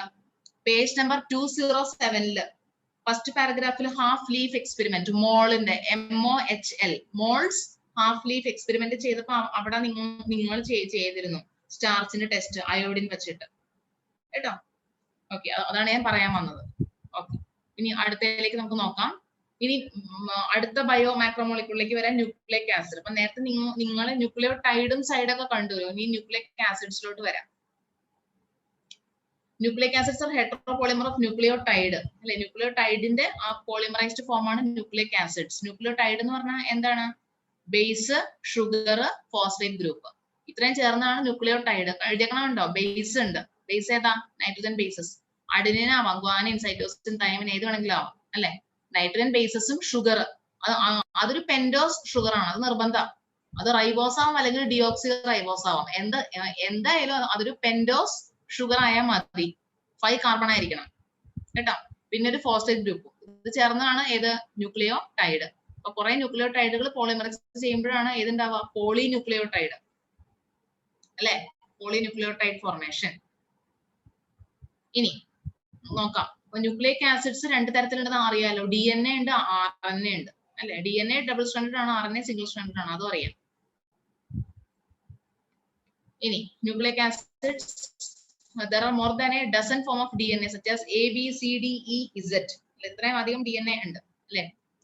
ADNA, BDNA എന്നൊക്കെ പറഞ്ഞ DNA consists of 2 polynucleotide strands arranged anti-parallelly. അതൊക്കെ അറിയാലോ, ആസ് എ ഡബിൾ ഹെലിക്സ് അല്ലെ? ഒരു പിരിയൻ ഗോമണി പോലെയാണ് അറേഞ്ച്മെന്റ്. ഡബിൾ ഹെലിക്കൽ സ്ട്രക്ചർ ആണ്. ആന്റി പാരലൽ എന്ന് പറഞ്ഞാൽ ഒരെണ്ണം 5' to 3' ആണെങ്കിൽ മറ്റത് 3' to 5' ആയിരിക്കും ഡയറക്ഷൻ കേട്ടോ. ഈ DNA സ്ട്രക്ചർ കൊടുത്ത ആൾക്കാർ ആരാണ്? വാട്സൺ ആൻഡ് ക്രിക്ക് അല്ലെ? Watson and Crick model of DNA ആണ്. പഠിച്ചിട്ടുണ്ട് നിങ്ങൾ അല്ലെ? ആരും എന്താ ഒരു റെസ്പോൺസ് ഇല്ലാത്തത്? ഉറങ്ങിയല്ല. എവിടെ പോയി? മാരിലിന, മഞ്ജു കൃഷ്ണ, ജസിയ, പിന്നെ ആരൊക്കെയാണ്? ദേവിക, ദിയ, എമിൽ ജോർജ്, ദർശന. ഉറങ്ങിയല്ല? എന്തെങ്കിലും ഒരു റെസ്പോൺസ് കാണിക്കൂ. അനീറ്റ, അനസൂയ, നല്ല പേരാണല്ലോ. Ammu, Aleena.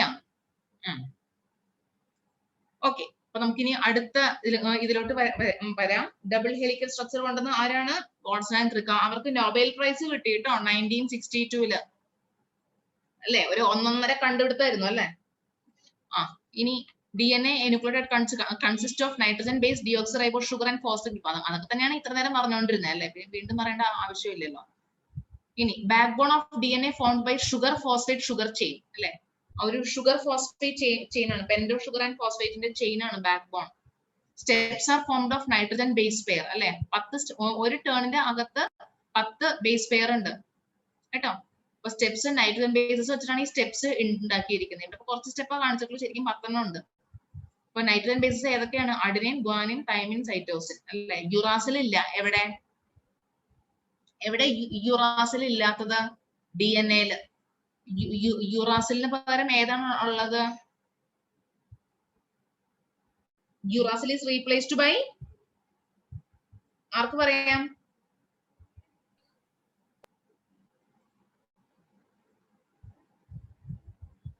Thymine.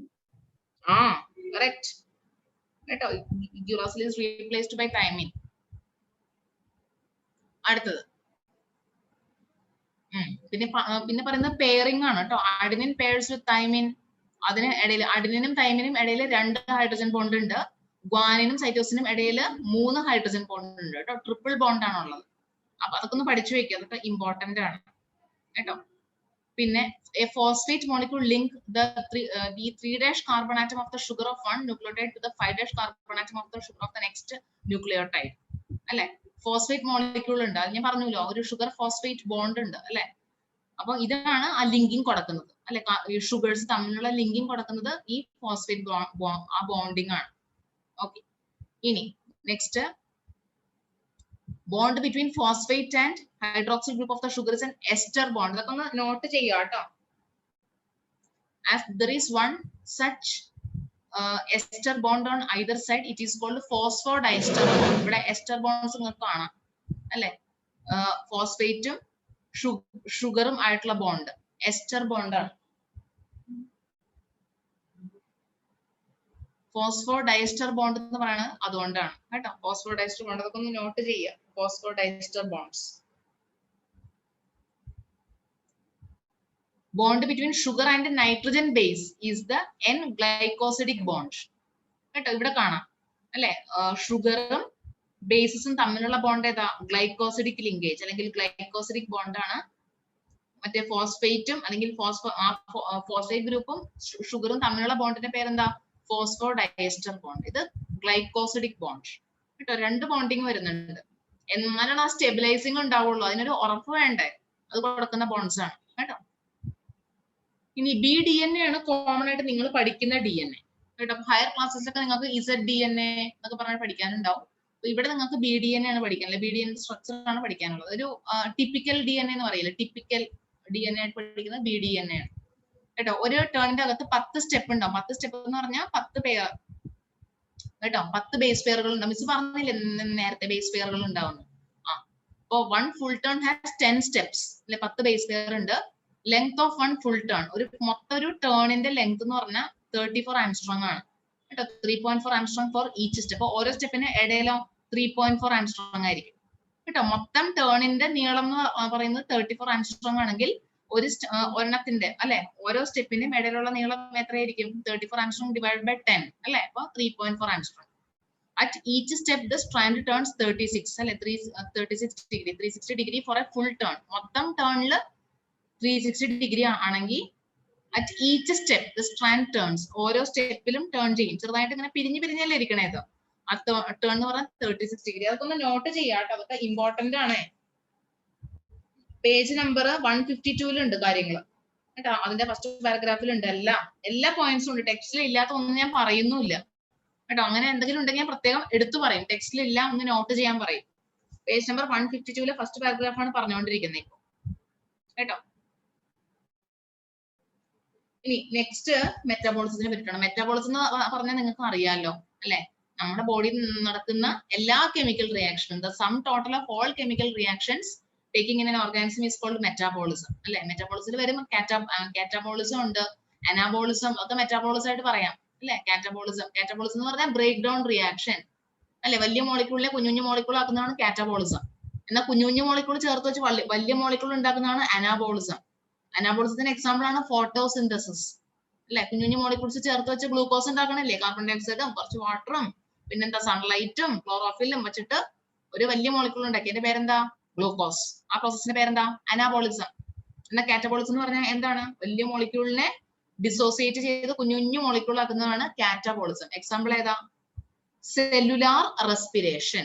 ഗ്ലൂക്കോസിനെ break down ചെയ്ത് കാർബൺ ഡൈ ഓക്സൈഡും എനർജിയും ഒക്കെ ആക്കി വാട്ടർ മോളിക്യൂളൊക്കെ ആക്കി മാറ്റുന്നതിനെയാണ് നമ്മൾ റെസ്പിറേഷൻ എന്ന് പറയുക. ക്രബ് സൈക്കിൾ പഠിച്ചുല്ലോ, ഗ്ലൈക്കോലൈസിസ് ആൻഡ് ക്രബ് സൈക്കിൾ അല്ലെ. ഇതൊക്കെ റെസ്പിറേഷന്റെ ഭാഗമായിട്ട് പറയുന്നതാണ് കേട്ടോ. ആണ് മെറ്റാബോളിസം. ഇനി നോക്കാം, all the biochemical reaction taking place inside a living system, അതാണ് മെറ്റാബോളിസം അല്ലെ. എന്തൊക്കെയാണ് മെറ്റബോളിക് ഫങ്ഷൻസ്? ഒരു വ്യക്തിയിൽ നടക്കുന്ന കാര്യങ്ങൾ എന്തൊക്കെയാണ്? Removal of carbon dioxide from amino acids to form amine, removal of amino group in a nucleotide base, hydrolysis of a glycosidic bond. ഇതൊക്കെ metabolic functions ആണ് കേട്ടോ. കെമിക്കൽ റിയാക്ഷൻസ് അല്ല. എന്ത് കെമിക്കൽ റിയാക്ഷൻ നമ്മുടെ ബോഡിയിൽ ഉണ്ടായാലും നമുക്കതിനെ മെറ്റബോളിസം എന്ന് പറയാം അല്ലെ. കെമിക്കൽ വേസ്റ്റ് നമുക്ക് പുറന്തള്ളുന്നത്, നമ്മുടെ ഡൈജഷൻ, ഇത് നമുക്ക് മെറ്റബോളിക് ഫങ്ഷൻസ് എന്ന് പറയാം അല്ലെ. ഡൈജഷൻ, അബ്സോർപ്ഷൻ ഇല്ല. ഇനി the intermediate products of metabolic reactions are called metabolite അല്ലെ. മെറ്റബോളിസം കഴിഞ്ഞിട്ട് ഇടയിൽ ഉണ്ടാവുന്ന പ്രോഡക്ട്സിനാണ് നമ്മൾ മെറ്റബോളൈറ്റ് എന്ന് പറയുക. മെറ്റബോളിസത്തിന്റെ സമയത്ത്, മെറ്റബോളിസം എന്ന് പറഞ്ഞാൽ ആ ഒരു കെമിക്കൽ റിയാക്ഷന്റെ ഇടയിൽ കുറെ പ്രോഡക്ട്സ് ഉണ്ടാവും അല്ലെ. ആ പ്രോഡക്ട്സിനാണ് നമ്മൾ മെറ്റബോളൈറ്റ് എന്ന് പറയുക. ഇനി flow of metabolite in metabolic pathway has a definite rate and direction like automobile traffic. This metabolic flow is called dynamic state of body constituents അല്ലെ. ഡൈനാമിക് എന്ന് പറഞ്ഞാൽ എന്താ? മൂവിങ് അല്ലെ. ഒരു മെറ്റബോളിക് പാത്വേയില് ഉണ്ടാവുന്ന പ്രോഡക്ട്സ് ഉണ്ടാവുമല്ലോ, അത് പ്രത്യേക ഡയറക്ഷനിൽ മൂവ് ചെയ്യും. അതിനെയാണ് നമ്മള് മെറ്റബോളിക് ഫ്ലോ എന്ന് പറയുക. അത് തോന്നിയ പോലെ ഇരിക്കില്ല. ആ ഇടയിൽ മെറ്റബോളിസത്തിന്റെ സമയത്ത് ഉണ്ടാവുന്ന പല പ്രോഡക്ട്സും ഒരു പ്രത്യേക രീതിയിലായിരിക്കും മൂവ് ചെയ്യുക. അതിനെ നമ്മൾ എന്താ വിളിക്കുക? Dynamic state of the body constituents. അതായത് നമ്മുടെ ബോഡിയിലാണെങ്കിലും അതിന്റെ ഒരു മൂവ്മെന്റ് ഹാപ്പൻ ചെയ്ത് അവിടെ തന്നെ നിൽക്കില്ല. ഇറ്റ് വിൽ അല്ലെ മൂവ്, അല്ലെങ്കിൽ അതിനെ നമ്മുടെ ബോഡിനെ ഫ്ലഷ് ഔട്ട് ചെയ്യാൻ നമ്മുടെ ബോഡി ശ്രമിക്കും അല്ലെ. It is called dynamic state of the body constituents. അല്ല അവിടെ തന്നെ കെട്ടിക്കിടക്കോ? ഇല്ല, മാറും അല്ലെ. ഇനി മെറ്റബോളിസം. അപ്പൊ ഇപ്പോ ഞാൻ പറയുന്ന ഭാഗം പേജ് നമ്പർ 152 കുറച്ച് പറഞ്ഞു. പിന്നെ അത് കൂടാണ്ട് ഇനി പറയുന്നത് പറയാം. പേജ് നമ്പർ 146 വന്നു ഞാൻ കേട്ടോ. ഒന്ന് പറകോട്ട് പോയി. Page number 146 primary and secondary metabolite എന്ന് എഴുതിയിട്ടുണ്ട്. ആ ഭാഗം ഒന്ന് എടുക്കുക. ഞാൻ പറഞ്ഞില്ല, ടെക്സ്റ്റിൽ കുറച്ച് സ്കാറ്റേർഡ് ആയിട്ടാണ് കൊടുത്തേക്കുന്നത്. അപ്പൊ നിങ്ങൾക്ക് ഒന്ന് അടുക്കും ചുറ്റോടും കൂടി പഠിക്കാൻ വേണ്ടിയിട്ടാണ് ഇതുപോലത്തെ ഒരു സ്ലൈഡ് കൊണ്ടുവന്നേക്കുന്നത് കേട്ടോ. അപ്പൊ ഏകദേശം ധാരണ കിട്ടും നിങ്ങൾക്ക്. നോക്കാം, പ്രൈമറി മെറ്റബോളൈറ്റ് എന്താ, സെക്കൻഡറി മെറ്റബോളൈറ്റ് എന്താന്ന് നോക്കാം. മെറ്റബോളൈറ്റ് എന്ന് പറഞ്ഞാൽ എന്താ? ശരിക്കും മെറ്റബോളിസത്തിന്റെ സമയത്ത് ഉണ്ടാവുന്ന ചില പ്രോഡക്ട്സ്, അത്രേ ഉള്ളൂ കേട്ടോ. അതാണ് ഈ മെറ്റബോളൈറ്റ് എന്ന് പറയുന്നത്. മെറ്റബോളിസത്തിന്റെ സമയത്ത് ഉണ്ടാവുന്ന ചില പ്രോഡക്ട്സ്.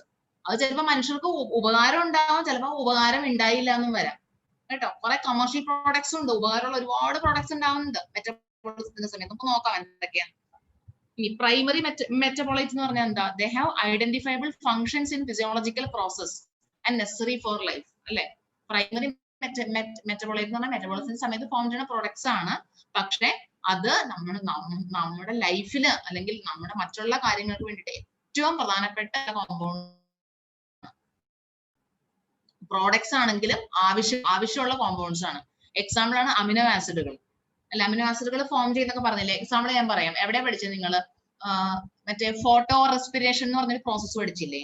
Photo respiration. നിങ്ങൾ ഫോട്ടോസിന്തസിസിൽ ഒരു ദുഷ്ടയായ ഒരു പാത്വേ ആണ്. അത് വരല്ലേ എന്ന് പ്ലാന്റ്സ് പ്രാർത്ഥിക്കുന്നൊക്കെ പറഞ്ഞില്ലേ അന്ന് അല്ലെ. C2 സൈക്കിൾ എന്നൊക്കെ പറഞ്ഞ് പഠിച്ചില്ലേ നമ്മള്? ഫോട്ടോ റെസ്പിറേഷൻ അല്ലെ. ആ സമയത്ത് ഫോം ചെയ്യുന്ന ഒരു പ്രോഡക്റ്റ് ഗ്ലൈസിൻ ഒക്കെ ഉണ്ടാവുന്നുണ്ട് അല്ലെ. ഗ്ലൈസിൻ എന്ന് പറഞ്ഞൊരു അമിനോ ആസിഡ് അല്ലേ, ഒരു മെറ്റാബോളൈറ്റ് ആണ് ശരിക്കും. പക്ഷെ അത് അതിനെ കൊണ്ട് യൂസ് ഉണ്ടോ പ്ലാന്റിന്? ഉണ്ട് അല്ലെ. അത് ഒരു മെയിൻ അമിനോ ആസിഡ് ആണ്. അതിനെ കൊണ്ട് നമുക്ക് പല പ്രോട്ടീൻസും ഉണ്ടാക്കാം അല്ലെ. അപ്പൊ എല്ലാ മെറ്റാബോളൈറ്റും ആവശ്യം ഇല്ലാത്തതല്ല. ചില മെറ്റാബോളൈറ്റ് വീണ്ടും അതിനെ കൊണ്ട് നമുക്ക് വേറെ പ്രോഡക്ട്സും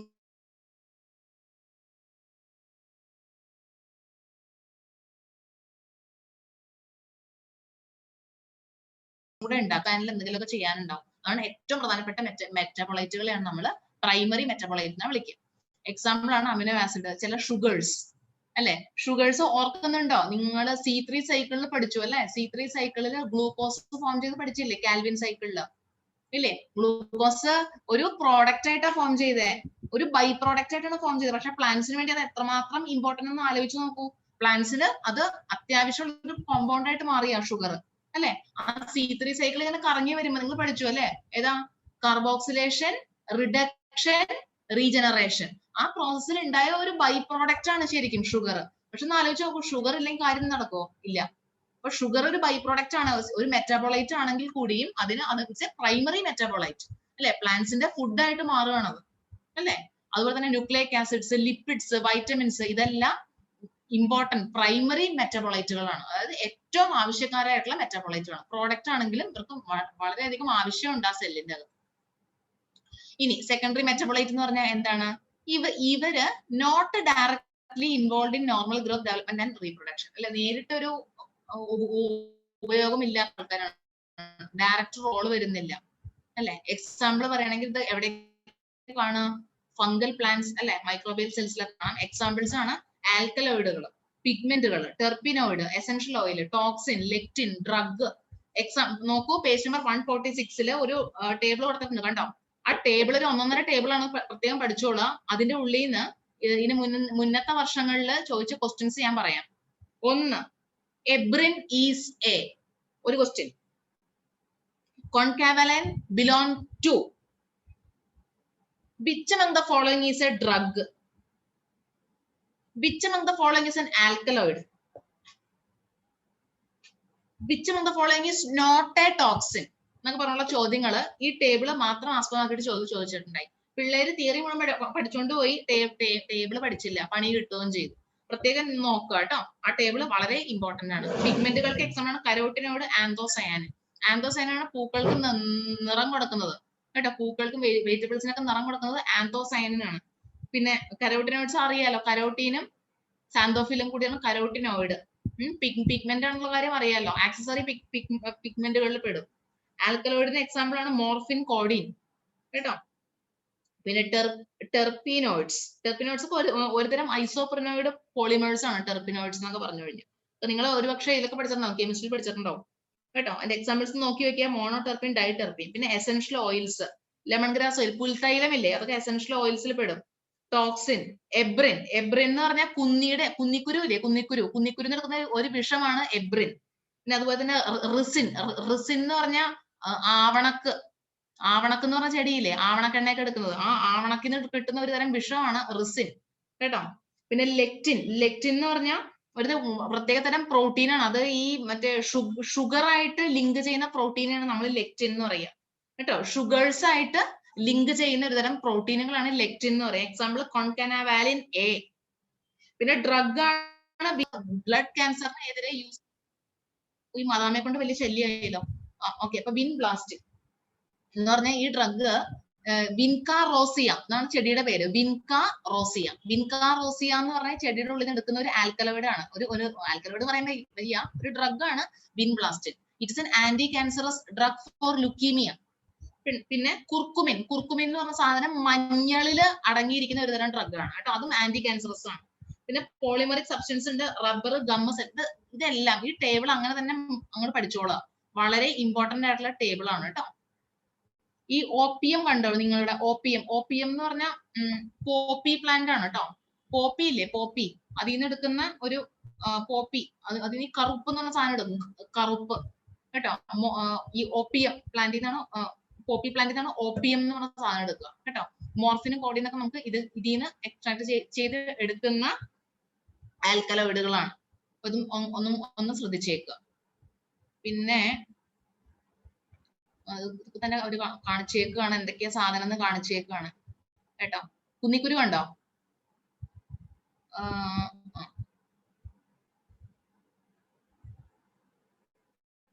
ഇതാണ് വിൻകാറോസിയ. ഞാൻ പറഞ്ഞില്ലേ ശവനാറിപ്പൂ എന്നൊക്കെ പറഞ്ഞില്ലേ, അത് ഈ ചെടിയാണ്. നിങ്ങളുടെ വീട്ടിലൊക്കെ ഉണ്ടാവും ഒരു പക്ഷെ. ഇവിടെ അതിനെ ഉഷമലരി എന്നും പറയാറുണ്ട് കേട്ടോ. ഓരോ സ്ഥലത്ത് ഓരോ പേരാണ്.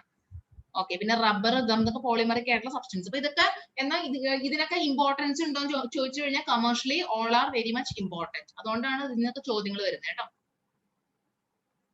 ഇനി നെക്സ്റ്റിലേക്ക് വരികയാണ്. അനാബോളിക് റിയാക്ഷൻ കാറ്റബോളിക് റിയാക്ഷൻ നിങ്ങൾക്ക് അറിയാലോ, ഞാൻ വീണ്ടും അത് പറഞ്ഞ് നിങ്ങളെ ബോറടിപ്പിക്കുന്നില്ല കേട്ടോ. അനബോളിക് റിയാക്ഷനിൽ എനർജി യൂസ് ചെയ്യാണ്, കാറ്റബോളിക്കിൽ എനർജി പുറത്തോട്ട് വിടുകയാണ് അല്ലെ, ATP ഫോമിൽ പുറത്തോട്ട് വരികയാണ് കാറ്റബോളിസത്തിൽ. അപ്പൊ എക്സാമ്പിൾ ഞാൻ പറഞ്ഞു, അനാബോളിസിന്റെ എക്സാമ്പിൾ ഫോട്ടോസിന്തസിസ്, കാറ്റബോളിസത്തിന്റെ എക്സാമ്പിൾ റെസ്പിറേഷൻ എന്നൊക്കെ പറഞ്ഞിരുന്നു നേരത്തെ. ഞാൻ വീണ്ടും പറഞ്ഞ് നിങ്ങളെ വിഷമിപ്പിക്കുന്നില്ല. ഇനി അടുത്തതിലോട്ട് വരാം. Metabolic pathway, energy released through catabolism is stored in the form of chemical bond അല്ലെ. When needed, this bond energy is utilized for biosynthetic, osmotic and mechanical work അല്ലെ. നമ്മളെ കെമിക്കൽ ബോണ്ടിലാണ് എനർജി സ്റ്റോർ ചെയ്ത് വെക്കുക, പല പല ഫംഗ്ഷൻസിന് വേണ്ടി അത് യൂസ് ചെയ്യാം. ATPയുടെ ഗുണങ്ങളൊക്കെ നിങ്ങൾക്ക് അറിയാലോ അല്ലെ, energy currency of A cell. ഇനി നെക്സ്റ്റ് മെറ്റബോളിക് ബേസിസ് ഫോർ യുടെ യൂസും കാര്യങ്ങളൊക്കെ പറയുന്നുണ്ട് അവിടെ. പിന്നെ ലിവിങ് സ്റ്റേറ്റ്, പേജ് നമ്പർ 153 എത്തി. Okay, blood concentration of glucose in A normal person കേട്ടോ, 4.2 to 6.1 ബ്ലഡ് കോൺസെൻട്രേഷൻ. അതൊന്ന് നോട്ട് ചെയ്യാം കേട്ടോ. നിങ്ങളുടെ ടെക്സ്റ്റിൽ എന്തെങ്കിലും വ്യത്യാസം ഉണ്ടെങ്കിൽ വ്യത്യാസപ്പെടുത്തിക്കോളാം. അതൊക്കെ ചിലപ്പോൾ റീസെന്റുള്ള ടെക്സ്റ്റിൽ എന്തെങ്കിലും മാറ്റമൊക്കെ ഉണ്ടാവും. പുതിയ ടെക്സ്റ്റിൽ, എന്റെ ടെക്സ്റ്റ് പഴയതാണ് കേട്ടോ. എന്റെ ടെക്സ്റ്റിൽ 4.5 to ഇനിയിപ്പോ ലിവിങ് സ്റ്റേറ്റിനെ പറ്റിയിട്ട് പറഞ്ഞിട്ടുണ്ട്. ലിവിങ് സ്റ്റേറ്റ് എന്താണ്? Living state is a non equilibrium steady state to be able to perform a work അല്ലെ. Living process is a constant effort to prevent falling into equilibrium. This is achieved by energy input obtained from metabolism. അല്ലെ, living, നമുക്ക് ജീവിക്കണമെങ്കിൽ metabolism വേണം. മെറ്റബോളിസത്തിൽ കിട്ടുന്ന energy വെച്ചിട്ടാണ് നമുക്ക് ലൈഫിലെ പല ആക്ടിവിറ്റീസും മുന്നോട്ട് കൊണ്ടുപോകാൻ പറ്റുള്ളൂ. ATP വേണ്ടേ? ATP വേണമെങ്കിൽ ഏത് വേണം? We need അല്ലെ. ATP വേണമെങ്കിൽ catabolic functions has to takes place. Catabolic functions നടക്കുമ്പോഴാണ് നമുക്ക് ATP ഫോം ചെയ്യുക. ആ ATP ന്നാണ് വീണ്ടും അനാബോളിക് പ്രോസസ്സ് കണ്ടിന്യൂ ചെയ്യാൻ പറ്റുള്ളൂ കേട്ടോ. അതോടുകൂടി ഏകദേശം ആ പകുതി കഴിഞ്ഞു, ചാപ്റ്ററിന്റെ പകുതി ഭാഗം, ഒരു ഭൂരിഭാഗം കഴിഞ്ഞു, ഒരു 70% കഴിഞ്ഞു ചാപ്റ്ററിന്റെ. ഇനി നെക്സ്റ്റ് ഭാഗമാണ് എൻസൈംസ് കേട്ടോ. അപ്പൊ ഇത്ര നേരം പഠിച്ചുകൊണ്ടിരുന്നത് ബയോ മാക്രോമോളിക്യൂൾ, ബയോ മൈക്രോമോളിക്യൂൾ, പിന്നെ മെറ്റബോളിസത്തിനെ പറ്റി കണ്ടു. അതിന്റെ examples primary metabolite, secondary metabolite, മെറ്റബോളിസത്തിനോടുള്ള ഗുണങ്ങൾ എന്തൊക്കെയാണെന്ന് കണ്ടു, ലിവിങ് സ്റ്റേറ്റ് എന്താന്ന് കണ്ടു, അങ്ങനത്തെ കാര്യങ്ങളെല്ലാം കണ്ടു. നെക്സ്റ്റ് ആണ് എൻസൈമോളജി. ഇത്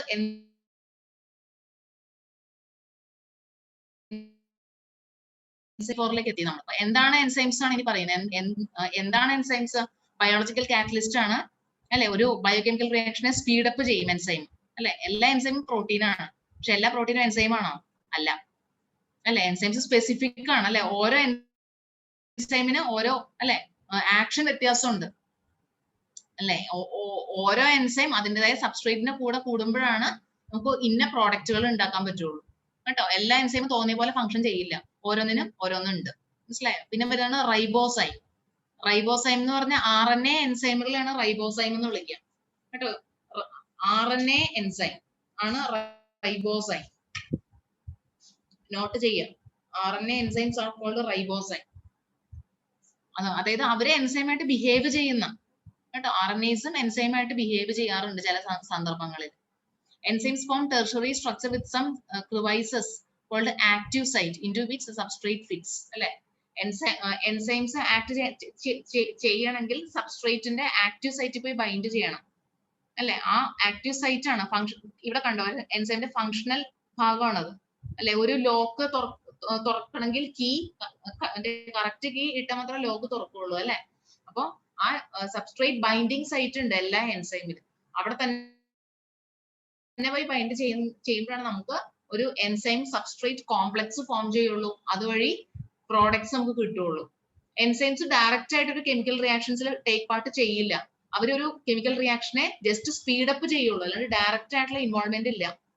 ഇപ്പൊ ടീച്ചറും കുട്ടികളും പോലെയാണ്. ടീച്ചർമാർ പഠിപ്പിച്ചോണ്ടേയിരിക്കും, കുട്ടികൾ അത് മനസ്സിലാക്കിക്കൊണ്ടേയിരിക്കും അല്ലെ. പരീക്ഷ ടീച്ചർമാരാണ് എഴുതണേ? അല്ല, കുട്ടികളെ എഴുതുക അല്ലെ. അപ്പൊ നിങ്ങളെ ആക്ച്വലി തയ്യാറാക്കി വിടുക ചെയ്യുക, നിങ്ങളാണ് പരീക്ഷ എഴുതുക. അപ്പൊ നമ്മൾ ശരിക്കും എൻസൈംസ് പോലെയാണ്. ആര്? ടീച്ചർമാര്. കാറ്റലിസ്റ്റ് ആണ് ഞങ്ങള് അല്ലെ. നിങ്ങളുടെ പഠിത്തത്തിനെ ഒന്ന് സ്പീഡപ്പ് ചെയ്യും, പെട്ടെന്ന് മനസ്സിലാക്കി തരും നിങ്ങൾക്ക്. പക്ഷെ പരീക്ഷ എഴുതേണ്ടത് നിങ്ങൾ തന്നെയാണ് അല്ലെ.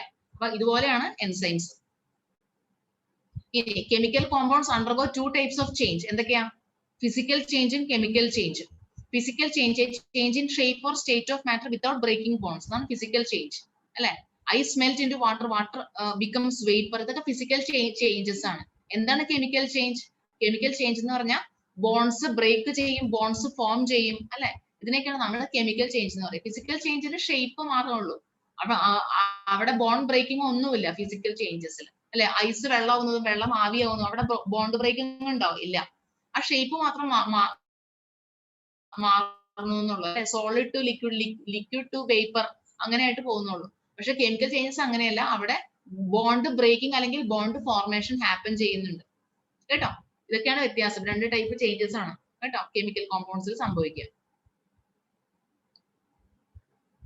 Rate of physical or chemical process is the amount of product formed per unit time കേട്ടോ. അത് ഒരു ഫോർമുലയാണ്. എത്ര പ്രോഡക്ട്സ് ഒരു യൂണിറ്റ് ടൈമിൽ എത്ര പ്രോഡക്റ്റ് ഫോം ചെയ്തു, അത് വെച്ചിട്ടാണ് നമ്മൾ ഒരു ഫിസിക്കൽ പ്രോസസ് അല്ലെങ്കിൽ ഒരു കെമിക്കൽ പ്രോസസ്സിന്റെ സ്പീഡ് കണക്കാക്കുന്നത്.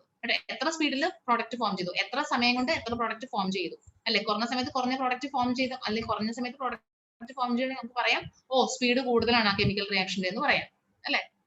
ഇനി കെമിക്കൽ റിയാക്ഷൻസിലേക്ക് വരികയാണ്. നമുക്ക് അറിയാലോ കെമിക്കൽ റിയാക്ഷൻ സ്പീഡപ്പ് ചെയ്യാനാണ് എൻസൈംസിനെ യൂസ് ചെയ്യുക. rate is called velocity if the direction is specified. Rates of physical and chemical processes are influenced by factors such as temperature അല്ലെ. ടെമ്പറേച്ചർ കൂടുന്തോറും കെമിക്കൽ റിയാക്ഷന്റെ സ്പീഡ് കൂടാം അല്ലെ. rate doubles or decreases by half for every 10 degree changes in either direction അല്ലെ. Temperature കൂടുകയോ കുറയോ ചെയ്യണ അനുസരിച്ച് rate double ആവോ അല്ലെങ്കിൽ അത്രയും തന്നെ കുറയോ ചെയ്യാം കേട്ടോ. എല്ലാം ഡിപ്പെൻഡന്റ് ആണ്. ഫിസിക്കൽ മറ്റുള്ള എൻവയോൺമെന്റൽ കണ്ടീഷൻസിനെ കൂടെ ബാധിക്കും. അപ്പൊ നമുക്കായാലും ബോഡിയിലെ വല്ലാണ്ട് ടെമ്പറേച്ചർ കുറഞ്ഞു പോയ ഒരു കണ്ടീഷൻസിൽ നമ്മുടെ മെറ്റബോളിക് ഫങ്ഷൻസ് കുറഞ്ഞു പോകും കേട്ടോ. വല്ലാണ്ട് കൂടിയാലും നമുക്ക് അറിയാലോ ടെമ്പറേച്ചർ വല്ലാണ്ട് കൂടിയാലും വല്ലാണ്ട് കുറഞ്ഞു പോയാലും എൻസൈംസ് ഡീനേച്ചേർഡ് ആവും. എൻസൈംസ് ഡീനേച്ചേർഡ് ആയി കഴിഞ്ഞാൽ പ്രോസസ് ഒന്നും നേരെ ചൊവ്വേ നടക്കില്ല അല്ലെ. ഇനി ഞാൻ എല്ലാ പോയിന്റ്സും പറയുന്നില്ല, ഇമ്പോർട്ടന്റ് ആയിട്ടുള്ള പോയിന്റ്സ് മാത്രം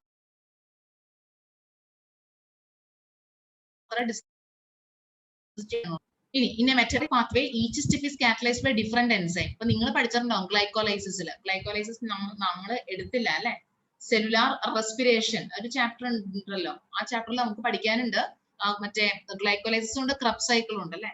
അപ്പൊ അതിൽ കാണാൻ നിങ്ങൾക്ക് ഒരുപാട് എൻസൈംസ് ടേക്ക് പാർട്ട് ചെയ്യുന്നുണ്ട് ഗ്ലൈക്കോലൈസിസിൽ, ക്രബ് സൈക്കിളിൽ അല്ലെ. എൻസൈംസ് ഇല്ലാണ്ട് നടക്കില്ല.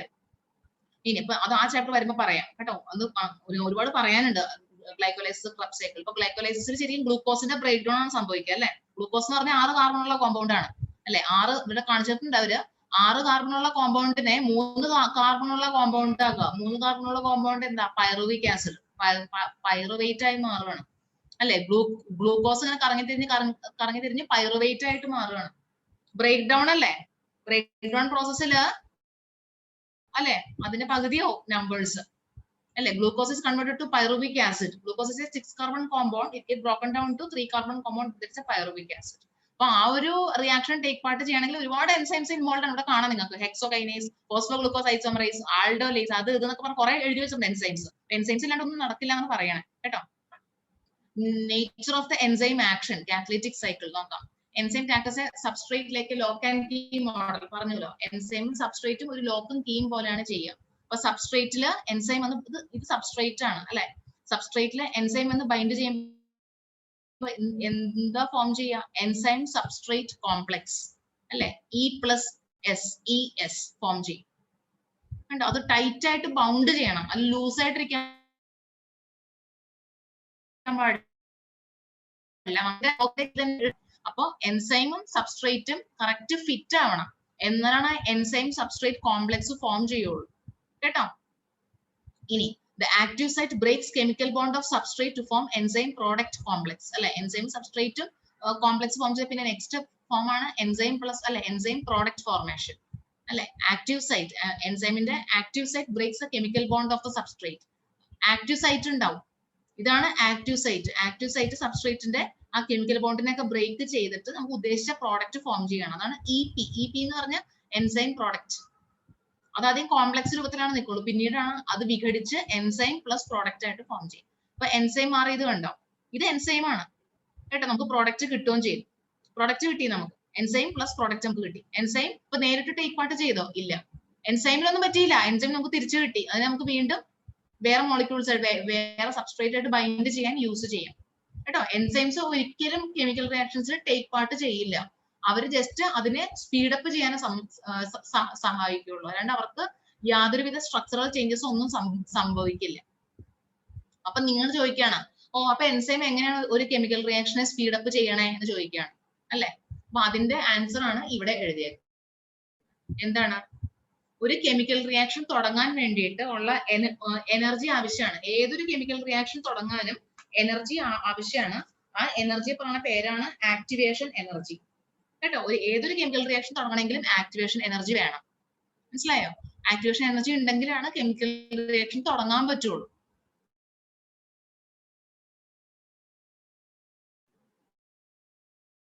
ട്രാൻസിഷൻ സ്റ്റേറ്റ് എനർജി അല്ലെ.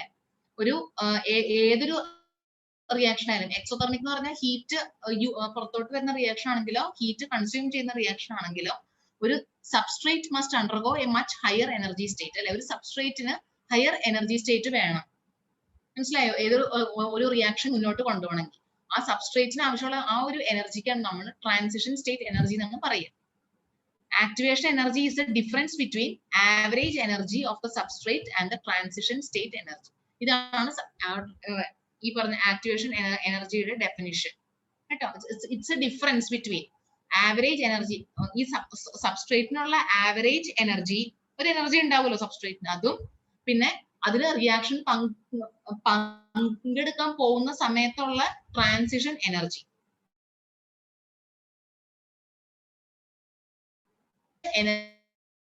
നമ്മൾ ആക്ടിവേറ്റ് ചെയ്യും. ഈ ആക്ടിവേഷൻ എനർജി ഉണ്ടെങ്കിലാണ് ഈ റിയാക്ഷന് മുന്നോട്ട് കൊണ്ടുപോകാൻ പറ്റുള്ളൂ. മനസ്സിലായോ? അപ്പൊ ഈ ആക്ടിവേഷൻ എനർജി ആരാ കൊടുക്കുക? നമ്മുടെ എൻസൈംസ് ആയിരിക്കും. ആ എൻസൈംസ് പരമാവധി നമ്മൾ ഈ ആക്ടിവേഷൻ എനർജിയെ ലോ ചെയ്ത് കൊടുക്കും. ആക്ടിവേഷൻ എനർജി പരമാവധി കുറച്ച് കൊടുക്കുമ്പോൾ റിയാക്ഷൻ മുന്നോട്ട്, അവർക്ക് ട്രാൻസിഷൻ സ്റ്റേറ്റ് എനർജി വെച്ചിട്ട് തന്നെ റിയാക്ഷൻ തുടങ്ങാൻ പറ്റും. അല്ലെങ്കിൽ ഇപ്പൊ എൻസൈംസ് ഇല്ലാന്നുണ്ടെങ്കിൽ ഈ ആക്ടിവേഷൻ എനർജിയിലേക്ക് എത്താൻ ഭയങ്കര ബുദ്ധിമുട്ടാണ്. ഒരു എക്സാമ്പിൾ ഞാൻ പറയാം. നിങ്ങൾക്ക് പഠിക്കാനുണ്ട്, ഒന്നും മനസ്സിലാവണില്ല വായിച്ചിട്ട്. അപ്പൊ ഒരു ടീച്ചർ വന്നിട്ട് നിങ്ങൾക്ക് ഈസി ആയിട്ട് പറഞ്ഞ് തരികയാണ്. മീനിങ് എന്താ? നിങ്ങളുടെ ആക്ടിവേഷൻ എനർജി ആ ടീച്ചർ കുറച്ച് തരികയാണ്. കുറച്ച് തരുമ്പോ എന്ത് പറ്റും? കുറഞ്ഞ സമയത്തിനുള്ളിൽ നിങ്ങൾക്ക് കാര്യം മനസ്സിലാവുകയാണ്. അല്ലെങ്കിൽ നിങ്ങൾ എങ്ങനെയൊക്കെ തല കുത്തി പറഞ്ഞ് പഠിച്ചാൽ നിങ്ങൾക്ക് കിട്ടാത്തൊരു സാധനം ഒരു ടീച്ചർ വന്ന് വളരെ സിമ്പിൾ ആയിട്ടുള്ള വേർഡ്സിൽ നിങ്ങൾക്ക് എക്സ്പ്ലെയിൻ ചെയ്ത് തരുമ്പോൾ നിങ്ങൾക്ക് എങ്ങനെയാണോ അത് കുറഞ്ഞ സമയത്തിനുള്ളിൽ മനസ്സിലാവുന്നത്? അതേപോലെയാണ് എൻസൈംസ് ആക്ടിവേഷൻ എനർജിയെ കുറച്ചു കൊടുക്കും. അതായത് ബർഡൻ കുറച്ചു കൊടുക്കും. ആ ഭാരം കുറച്ചു കൊടുക്കുകയാണ്. ഭാരം കുറച്ചു കൊടുക്കുമ്പോൾ സംഭവിക്കും, റിയാക്ഷൻ പെട്ടെന്ന് തുടങ്ങാനും പെട്ടെന്ന് തീർക്കാനും പറ്റും അല്ലെ. ഒരു ടീച്ചർ ഈസി ആയിട്ട് എക്സ്പ്ലെയിൻ ചെയ്ത് കഴിയുമ്പോൾ പിന്നെ അധികം ബുദ്ധിമുട്ടുണ്ടോ പഠിക്കാൻ? ഇല്ല. അല്ലെങ്കിൽ സെൽഫ് സ്റ്റഡി ഭയങ്കര പാടാ. ഒരു ക്ലാസ്സിൽ ശ്രദ്ധിക്കാത്ത ഒരു കുട്ടി ഒരു ദിവസം ആബ്സെന്റ് ആകാത്ത കാര്യം നിങ്ങൾക്ക് അറിയാം. നിങ്ങൾ എന്തോരം കഷ്ടപ്പെടണം, വീട്ടിലിരുന്ന് എന്തോരം പഠിച്ച് മനസ്സിലാക്കണം. എന്നാൽ സ്കൂളിൽ പോയി പഠിക്കുമ്പോൾ നിങ്ങൾക്ക് പെട്ടെന്ന് തന്നെ ഇരുന്ന് പഠിക്കുമ്പോൾ അല്ലെ ഒരുപാട് എനർജിയും നമുക്ക് കുറെ എഫേർട്ടും കൊടുക്കേണ്ടി വരും അല്ലെ. അപ്പൊ അതുപോലെ തന്നെയാണ് ഇവിടെ എൻസൈംസ് ആഡ് ചെയ്ത് കൊടുക്കുമ്പോൾ ഈ ആക്ടിവേഷൻ എനർജിയെ കുറച്ചു കൊടുക്കും. ആക്ടിവേഷൻ എനർജി കുറച്ച് കഴിയുമ്പോൾ എന്ത് സംഭവിക്കും? കെമിക്കൽ റിയാക്ഷന്റെ സ്പീഡ് കൂടി അത് എത്രയും വേഗം തീർക്കാനും പറ്റും. നമുക്ക് പ്രോഡക്റ്റ് പെട്ടെന്ന് കിട്ടുന്ന, മനസ്സിലായോ? ഇതാണ് ആക്ടിവേഷൻ എനർജി കൊണ്ട് ഉദ്ദേശിക്കുന്നത്. കൊടുക്കുന്നത് ആരാണ്? എൻസൈമുകളാണ്. ഇനി എൻസൈമിന്റെ ആക്ടിവിറ്റിയെ ബാധിക്കുന്ന ചില ഫാക്ടേഴ്സ് എന്തൊക്കെയാന്ന് നോക്കാം. ഒന്ന് ടെമ്പറേച്ചറും pH. ടെമ്പറേച്ചറിലെ വ്യത്യാസമോ pH വ്യത്യാസമോ വന്നു കഴിഞ്ഞാൽ പണി കിട്ടും കേട്ടോ. ഈ പറഞ്ഞ എൻസൈമുകൾ ഇനാക്റ്റീവ് ആയി പോകും. എൻസൈം എന്ന് പറഞ്ഞാൽ വളരെ ലോലരാണ്, വളരെ സെൻസിറ്റീവ് ആണ്. ഇത്തിരി ഒരു വ്യത്യാസം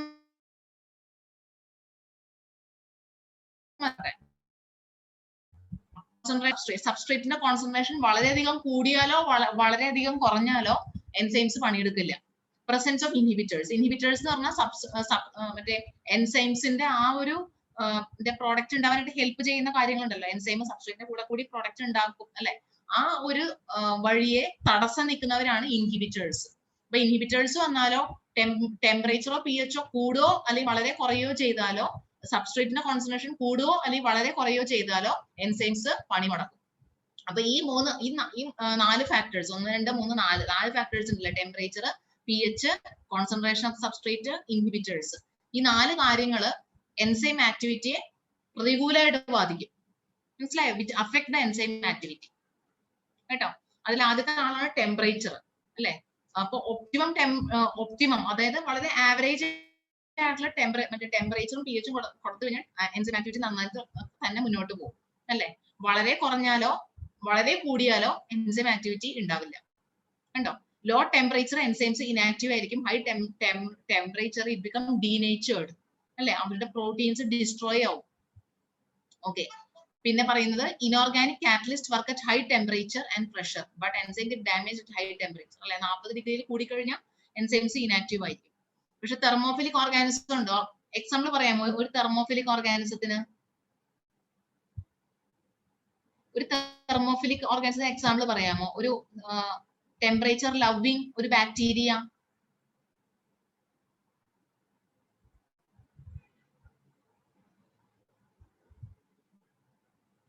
PCR പഠിക്കണ്ട്, PCR ഡീനാച്ചുറേഷനില്. തെർമോഫിലിക് ഓർഗാനിസം അറിയില്ല ആർക്കും? അനസൂയ, അലീന, സാബു, അഞ്ജലി, ബിബിൻ, ദിയ, ദിലീപ്, ദർശന, റിയ, ശ്രീലക്ഷ്മി, നസറുദ്ദീൻ. എന്തെങ്കിലും ഐഡിയ ഉണ്ടോ?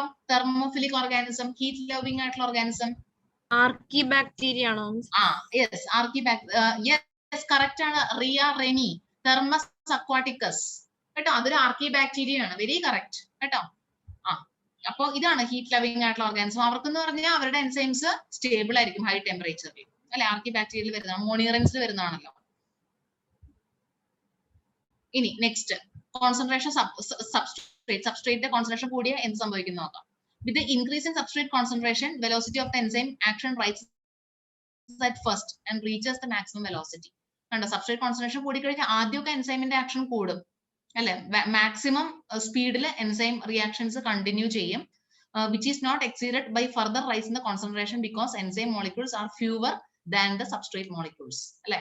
അതായത് നമ്മൾ ആദ്യമൊക്കെ നോർമൽ ആയിട്ട് പോകും, പക്ഷെ പിന്നെ പിന്നെ സബ്സ്ട്രേറ്റിന്റെ കോൺസെൻട്രേഷൻ ഒരുപാട് ആയി എന്ന് വിചാരിക്കുക അല്ലെ. സബ്സ്ട്രേറ്റിന്റെ കോൺസെൻട്രേഷൻ കണ്ടമാനമാണ്, എൻസൈമിന്റെ കോൺസെൻട്രേഷൻ കുറവാണെന്നുണ്ടെങ്കിൽ എൻസൈമിന്റെ കോൺസെൻട്രേഷൻ കുറവായതുകൊണ്ട് ആദ്യമൊക്കെ അവർ നോർമൽ ആയിട്ട് പോകും, പക്ഷെ പോകെ പോകെ പിന്നെ പിന്നെ എന്ത് സംഭവിക്കും?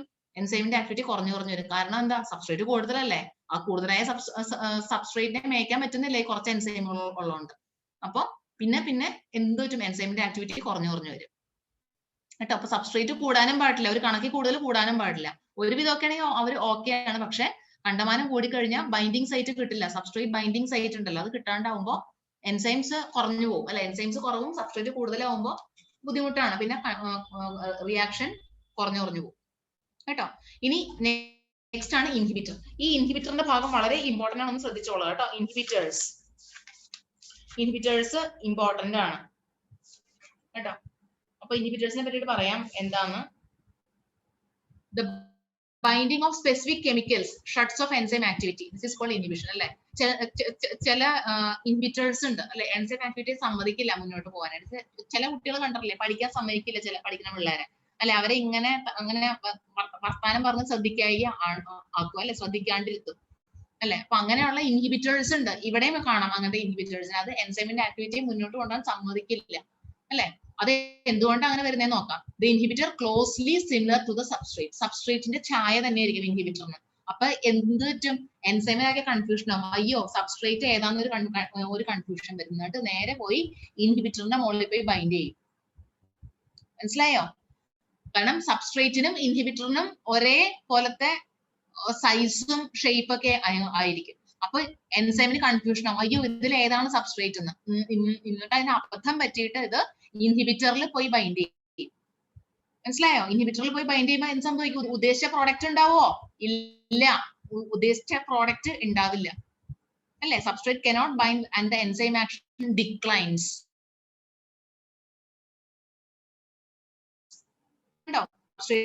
വേണം പോയി ബൈൻഡ് ചെയ്യാനായിട്ട് അല്ലെ. പക്ഷെ ഇൻഹിബിറ്റേഴ്സിന്റെ പ്രസൻസിൽ ഇൻഹിബിറ്ററിൽ പോയി ബൈൻഡ് ചെയ്താൽ നമുക്ക് ഉദ്ദേശിച്ച പ്രോഡക്റ്റ് ഉണ്ടാവോ? ഉണ്ടാവില്ല. അപ്പൊ എൻസൈമിന്റെ ഫംഗ്ഷൻ കഴിഞ്ഞില്ലേ? അതിന് ഫംഗ്ഷൻ ചെയ്യാൻ പറ്റിയോ? ഇല്ല. പ്രോഡക്റ്റ് ഉണ്ടാക്കാൻ പറ്റിയോ? ഇല്ല. മനസ്സിലായോ? അപ്പൊ ഇതിനെയാണ് നമ്മള് ഇൻഹിബിറ്റേഴ്സിന്റെ ഇഫക്റ്റ് എന്ന് പറയുക. അപ്പൊ രണ്ട് തരം ഇൻഹിബിഷൻ ഉണ്ട്. നോൺ കോമ്പറ്റീവ് ഇൻഹിബിഷനും ഉണ്ട്, കോമ്പറ്റീവ് ഇൻഹിബിഷനും ഉണ്ട്. കോമ്പറ്റീവ് ഇൻഹിബിഷനും ഉണ്ട്, നോൺ കോമ്പറ്റീവ് ഇൻഹിബിഷനും ഉണ്ട്. അപ്പൊ നോൺ കോമ്പറ്റീവ് ഇൻഹിബിഷനിലാണ് ഈ ഒരു കോമ്പറ്റീഷൻ വരിക. ഇത് എൻസൈം ആണ്, ഇതാണ് ശരിക്കുള്ള സബ്സ്ട്രേറ്റ്, ഇതാണ് ഇൻഹിബിറ്റർ. അപ്പൊ ഇൻഹിബിറ്റർ പോയി ഇവിടെ പോയി ബൈൻഡ് ചെയ്യും, കണ്ടോ, ഇവിടെ പോയി ബൈൻഡ് ചെയ്യും. അപ്പൊ നമുക്ക് ഉദ്ദേശിച്ച പ്രോഡക്റ്റ് ഇതെന്ന് പറഞ്ഞാൽ നോൺ കോമ്പറ്റീവ് ഇൻഹിബിഷൻ ആണ് ഇവിടെ പറയുന്നത്. നോൺ കോമ്പറ്റീവ് ഇൻഹിബിഷൻ ആണ് നെക്സ്റ്റ് പറയുന്നത്.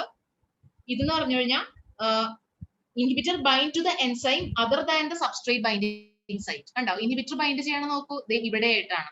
ഇൻഹിബിറ്റർ ആണ് ഈ ബ്ലൂ കളറിൽ കാണിച്ചേക്കുന്നത്, ഇത് സബ്സ്ട്രേറ്റ് ദ എൻസൈം. അപ്പൊ ശരിക്കും ഇവിടെയല്ല ബൈൻഡ് ചെയ്ത, ഇവിടെ നമ്മുടെ എൻസൈം മറ്റേ സബ്സ്ട്രേറ്റ് പോയി ബൈൻഡ് ചെയ്യും. പക്ഷെ ഈ ഇൻഹിബിറ്റർ പോയിട്ട് കണ്ടോ വേറെ ഒരു ലൊക്കേഷനിൽ പോയി ബൈൻഡ് ചെയ്യും, കണ്ടോ, other than the substrate binding site. Substrate bind ചെയ്യണത് അല്ലാത്തൊരു സ്ഥലത്ത് പോയി ബൈൻഡ് ചെയ്യും. അപ്പോഴും എന്ത് സംഭവിക്കും, എൻസൈം ഫങ്ഷൻസ് ഡിക്ലൈൻ ചെയ്യും. അപ്പൊ നമുക്ക് ഉദ്ദേശിച്ച പ്രോഡക്റ്റ് ഉണ്ടാക്കാൻ പറ്റില്ല. കണ്ടോ, ഇവിടെ കോമ്പറ്റീഷൻ ഇല്ല, പക്ഷെ ഇവിടെ കോമ്പറ്റീഷൻ ഉണ്ട്. ഒരു കസേര കളി പോലെ, കസേരയിൽ ഒരാൾക്കല്ലേ ഇരിക്കാൻ പറ്റുള്ളൂ, കസേര കളി. അപ്പൊ ഇരിക്കുന്ന ആൾ ജയിക്കുന്ന പറയില്ലേ, അതേപോലെ തന്നെ കണ്ടോ ഇവിടെ വന്ന്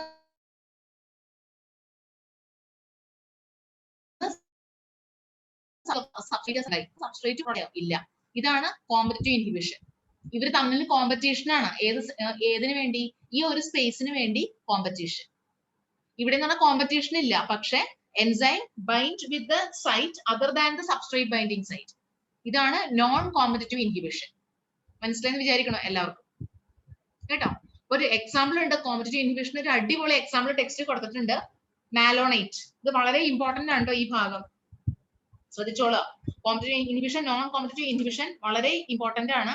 ഇപ്പൊ ഞാൻ പറയുന്നത് പേജ് നമ്പർ 158 കാര്യങ്ങളാണ്, കേട്ടോ. 158 മോളിന്ന് മൂന്നാമത്തെ പാരഗ്രാഫാണ് പറഞ്ഞുകൊണ്ടിരിക്കുന്നത്.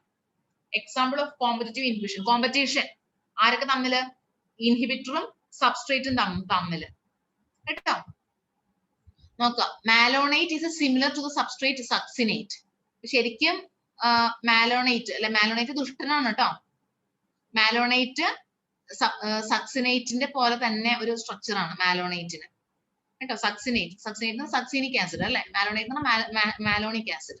Malonate is similar to the substrate succinate, so it inhibits succinic dehydrogenase in the following reaction. കണ്ടോ, ശരിക്കും succinic dehydrogenase കൂടെ കൂടി ഫ്യൂമറേറ്റ് എന്ന് പറഞ്ഞിട്ടൊരു കോമ്പൗണ്ട് ശരിക്കും ഉണ്ടാവണം. പക്ഷെ എന്ത് പറ്റും, മാലോണേറ്റ് വരും. മാലോണേറ്റ് വരുമ്പോൾ സക്സിനിക് ഡീഹൈഡ്രോജനേസിനെ അത് ഇൻഹിബിറ്റ് ചെയ്തിട്ട് ഫ്യൂമറേറ്റ് ഉണ്ടാവുമോ, ഉണ്ടാവില്ല, കേട്ടോ. അങ്ങനെ അത് ഈ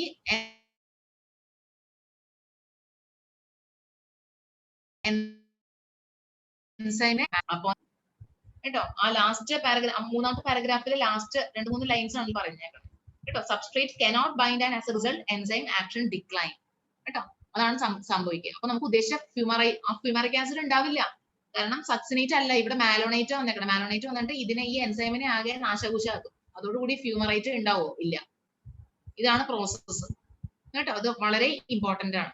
അപ്പൊ competitive inhibitors are used to control bacterial pathogen. അപ്പൊ ഇതിനൊരു ഗുണവും കൂടെ ഉണ്ട്. നമുക്ക് ഈ നമ്മുടെ ഡ്രഗ്സ് ഒക്കെ ഇല്ലേ, എക്സാമ്പിൾ പറയുന്നത് സൾഫ ഡ്രഗുകൾ, നമ്മൾ കഴിക്കുന്ന സൾഫ ഡ്രഗുകൾ ഇതിനെ ബേസ് ചെയ്തിട്ടാണ് ഉണ്ടാക്കിയിരിക്കുന്നത്, കേട്ടോ. സൾഫ ഡ്രഗ് ശരിക്കും ഒരു കോമ്പറ്റീഷൻ, നമ്മൾ കഴിക്കുന്ന ഡ്രഗ് ശരിക്കും ബാക്ടീരിയയുടെ എൻസൈമിനെ അതിനെ ബൈൻഡ് ചെയ്യും. അവിടെ പോയി ബൈൻഡ് ചെയ്തിട്ട് അതിന് ഫർദർ ആയിട്ട് അതിന്റെ ഗ്രോത്തിനെ അത് അറസ്റ്റ് ചെയ്യുകയാണ്. അങ്ങനെയാണ് നമുക്ക് അസുഖങ്ങൾ മാറുന്നത്, കേട്ടോ. അപ്പൊ ഇതൊക്കെ പഠിച്ചാലാണ് നമുക്ക് ഈ പറഞ്ഞ പോലെ ഡ്രഗ്സ് ഒക്കെ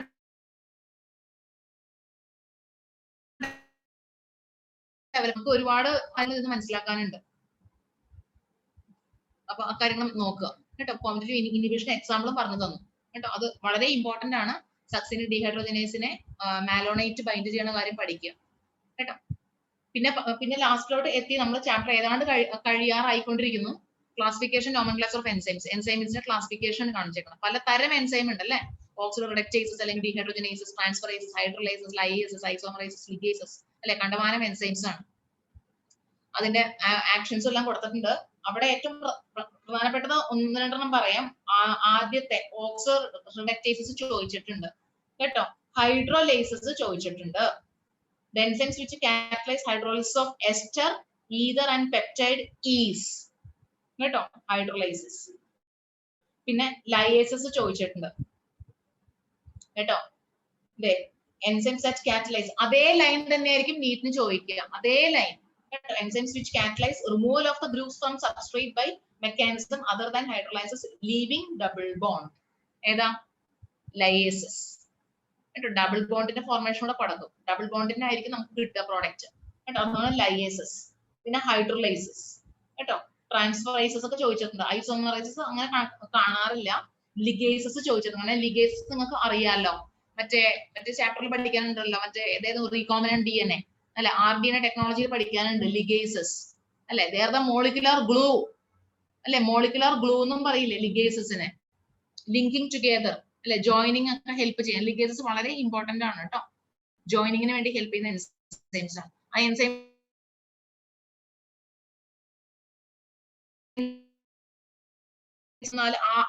ആ 6 എണ്ണം വേണം, പേരുകളും അവരുടെ പ്രത്യേകത കേട്ടോ.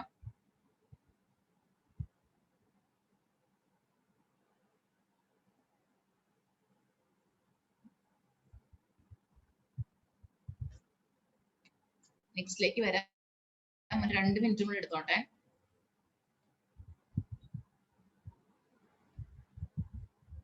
ഞാൻ ഇത് വീണ്ടും പറഞ്ഞ് ബോറടിപ്പിക്കേണ്ട ആവശ്യമില്ലാന്ന് ഞാൻ വിചാരിക്കണോ, ജസ്റ്റ് വായിച്ചാൽ മതി കേട്ടോ. ആ 6 എണ്ണം കേട്ടോ. ഓൾസോ റിഡക്ടേസസ്, ഡീഹൈഡ്രോജനേസസ്, ട്രാൻസ്ഫറേസസ് അല്ലെ, ട്രാൻസ്ഫർ ചെയ്യാണ്, transfer of a group, catalyse transfer of a group other than hydrogen. പിന്നെന്താ? ഹൈഡ്രോലൈസിസ്.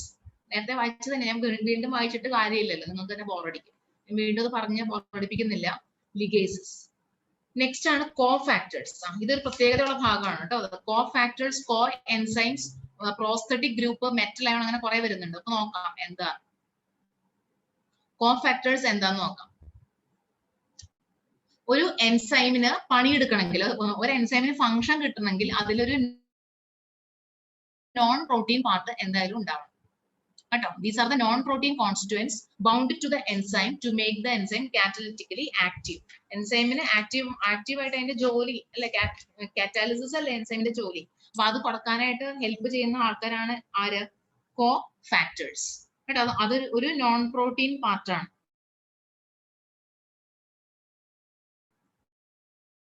അങ്ങനെയാണ് അതിന് ഫംഗ്ഷൻ പറ്റുള്ളൂ. ഇനി നെക്സ്റ്റ് ഒരു പോർഷൻ ആണ് പ്രോട്ടീൻ പാർട്ട്. അപ്പൊ നമുക്ക് പറയാം, ഒരു എൻസൈമിന് 2 പാർട്ട് ഉണ്ട്, നോൺ പ്രോട്ടീൻ പാർട്ടും ഉണ്ട്, പ്രോട്ടീൻ പാർട്ടും ഉണ്ട്. നോൺ പ്രോട്ടീൻ പാർട്ടിനെ പറ്റിയിട്ട് ഞാൻ ഇപ്പൊ പറഞ്ഞു. പ്രോട്ടീൻ പാർട്ട് ഉണ്ട്, അതിന്റെ പേരാണ് ആപ്പോ എൻസൈം കേട്ടോ. അപ്പൊ ആപ്പോ എൻസൈമും വേണം, നോൺ പ്രോട്ടീൻ പാർട്ടും വേണം, എന്നാൽ മാത്രമേ ഒരു എൻസൈം ഫംഗ്ഷണൽ ആവുള്ളൂ കേട്ടോ. ആപ്പോ എൻസൈം എന്ന് പറഞ്ഞാൽ പ്രോട്ടീൻ പാർട്ട്, കോഫാക്ടർ എന്ന് പറഞ്ഞാൽ എന്താ? Non protein part. ഇത് രണ്ടും കൂടെ ചേരുമ്പോഴാണ് ഒരു എൻസൈം, ഒരു ഫംഗ്ഷണൽ എൻസൈം വരുന്നത്. ആ ഫംഗ്ഷണൽ എൻസൈം നമുക്കൊരു ഓമന പേരിട്ട് വിളിക്കാം. അതിന്റെ പേരെന്താ? Holoenzyme. ആ ഹോളോ എൻസൈമിനാണ് ഫംഗ്ഷണലി ആക്റ്റീവ് ആയിട്ടുള്ള എൻസൈം. മനസ്സിലായോ? അപ്പൊ holoenzyme is equal to apoenzyme plus cofactor. Apoenzyme എന്ന് പറഞ്ഞാൽ പ്രോട്ടീൻ പോർഷൻ, കോഫാക്ടർ എന്ന് പറഞ്ഞാൽ non protein portion, is equal to holoenzyme or active enzyme. മനസ്സിലായോ? ഇനി ഇപ്പൊ ഈ കോഫാക്ടറിനെ മാറ്റി എന്ന് വിചാരിക്കുക. ഓ, ഇതൊരു നോൺ പ്രോട്ടീൻ പാർട്ടല്ല, ഇതൊന്നും വേണ്ട എന്ന് വെച്ചിട്ട് ഇതിനെടുത്ത് മാറ്റി കഴിഞ്ഞാൽ എൻസൈം ഇനാക്റ്റീവ് ആവും കേട്ടോ. എൻസൈമിനെ അതിന്റെ പണിയെടുക്കാൻ പറ്റാണ്ടാവും നോൺ പ്രോട്ടീൻ പാർട്ടിനെ മാറ്റി കഴിഞ്ഞു. രണ്ടും വേണം, പ്രോട്ടീൻ പാർട്ടും വേണം, നോൺ പ്രോട്ടീൻ പാർട്ടും വേണം, എന്നാലാണ് ഫംഗ്ഷൻ ചെയ്യാൻ പറ്റുള്ളൂ. ഇനി ഇപ്പൊ നോൺ പ്രോട്ടീൻ പാർട്ട് എന്ന് പറഞ്ഞില്ലേ മിസ്, ഇപ്പൊ പറഞ്ഞില്ലേ നോൺ പ്രോട്ടീൻ പാർട്ട് വേണമെന്ന്. ആ നോൺ പ്രോട്ടീൻ പാർട്ട് 3 തരത്തിലുണ്ട്. ഏതൊക്കെയാ? പ്രോസ്തറ്റിക് ഗ്രൂപ്പ്, കോ എൻസൈം, മെറ്റൽ അയോൺ. ഇതിൽ ഏത് വേണമെങ്കിലും ആവാം ഈ non protein part. It can be A prosthetic group, it can be A metal ion, it can be A co enzyme കേട്ടോ. പ്രോസ്തറ്റിക് ഗ്രൂപ്പ് എന്ന് പറഞ്ഞാൽ എന്താണ്? ടൈറ്റ് ആയിട്ട് അറ്റാച്ച് ചെയ്തിരിക്കും കേട്ടോ. പ്രോസ്തറ്റിക് ഗ്രൂപ്പ് എന്ന് പറഞ്ഞു കഴിഞ്ഞാൽ ഈ പ്രോട്ടീൻ പാർട്ടിനോട് ടൈറ്റ് ആയിട്ട് അറ്റാച്ച് ചെയ്തിരിക്കുന്ന നോൺ പ്രോട്ടീൻ പാർട്ടിനാണ് നമ്മള് എന്ത് പറയാ? പ്രോസ്തറ്റിക് ഗ്രൂപ്പ് എന്ന് പറയാം കേട്ടോ. എക്സാമ്പിൾ ആണ് heme in peroxidase and catalase, heme group അല്ലെ. ഇതൊരു നോൺ പ്രോട്ടീൻ പാർട്ടാണ് ഹീം എന്ന് പറഞ്ഞാൽ, ഹീം പ്രോട്ടീൻ അല്ലെ, ഒരു നോൺ പ്രോട്ടീൻ പാർട്ടാണ് ഇത്. മറ്റേ പെറോക്സിഡേസ് എന്ന് പറഞ്ഞ ഒരു എൻസൈം ആണ്, ആ കാറ്റലേസ് എന്ന് പറഞ്ഞ ഒരു എൻസൈം ആണ്. അതായിട്ട് ടൈറ്റ് ആയിട്ട് ബൗണ്ട് ചെയ്തിരിക്കുന്ന ഒരു കോഫാക്ടർ, അല്ലെങ്കിൽ കോഫാക്ടർ അല്ല, ഒരു പ്രോസ്തറ്റിക് ഗ്രൂപ്പ്. കോഫാക്ടർ തന്നെ വരുന്ന ഒരു പ്രോസ്തറ്റിക് ഗ്രൂപ്പ് ആണ് ഹീം ഗ്രൂപ്പ് കേട്ടോ. ഇത് ഉണ്ടെങ്കിലാണ് മറ്റുള്ള പ്രോസസ്സ് അല്ലെ അതിന് കറക്റ്റ് ആയിട്ട് ഒരു ഹോളോ എൻസൈം ആയിട്ട് ആക്ട് ചെയ്യാൻ പറ്റുള്ളൂ. ആർക്ക്? ഏതൊരു എൻസൈമിന്. കേട്ടോ. നെക്സ്റ്റ് ആണ് കോ എൻസൈം. കോ എൻസൈം എന്ന് പറഞ്ഞാൽ ഇപ്പൊ നേരത്തെ പറഞ്ഞു പ്രോസ്റ്റേറ്റിക് ഗ്രൂപ്പ് എന്ന് പറഞ്ഞാൽ ടൈറ്റ്ലി അറ്റാച്ച് ചെയ്തിരിക്കുക അല്ലെ. കോഫാക്ടർ എന്ന് പറഞ്ഞാൽ എന്താ? ലൂസ്ലി ആയിരിക്കും അറ്റാച്ച് ചെയ്തിരിക്കുക. Coenzymes are loosely attached. മനസ്സിലായോ? ലൂസ്ലി അറ്റാച്ച് ചെയ്തിരിക്കുന്നതാണ് കോ എൻസൈംസ് കേട്ടോ. Many coenzymes contain vitamins, NAD, miss അതിന്റെ എക്സാമ്പിൾസ് ഒക്കെ അന്ന് പറഞ്ഞായിരുന്നു, ഓർക്കണ്ടോ? നിങ്ങൾ മറ്റേ ഫോട്ടോസ് പഠിപ്പിച്ചോ പറഞ്ഞായിരുന്നു. They can be coenzyme, cofactors എന്നൊക്കെ പറഞ്ഞില്ലേ? അതാണ് ഇവിടെ പറഞ്ഞത് കേട്ടോ. കോ എൻസൈംസ്, NAD, FAD ഒക്കെ നമുക്ക് കോ ഫാക്ടേഴ്സ് ആയിട്ട് പറയാം കേട്ടോ. കോ ഫാക്ടേഴ്സ്, കോ എൻസൈംസ്, കോ ഫാക്ടേഴ്സിൽ വരുന്ന കോ എൻസൈംസ് NAD, FAD എല്ലാം. നെക്സ്റ്റ് ആണ് ഏത്? Metal ion. Metal ions zinc ആവാം, മെഗ്നീഷ്യം അല്ലെ, Mg2+ അയോൺ ആവാം, Zn2+ അയോൺ ആവാം അല്ലെ. ഇതും ഏതാണ്? കോ ഫാക്ടേഴ്സിൽ വരുന്ന മെറ്റൽ അയോൺസ്. അപ്പൊ ഇതിന്റെ മൂന്നിന്റെയും കൂടെ ഫോം അല്ലെ, ഇതിൽ മൂന്നിൽ ഏതെങ്കിലും ഒരെണ്ണം ടേക്ക് പാർട്ട് ചെയ്യണം as a co factor.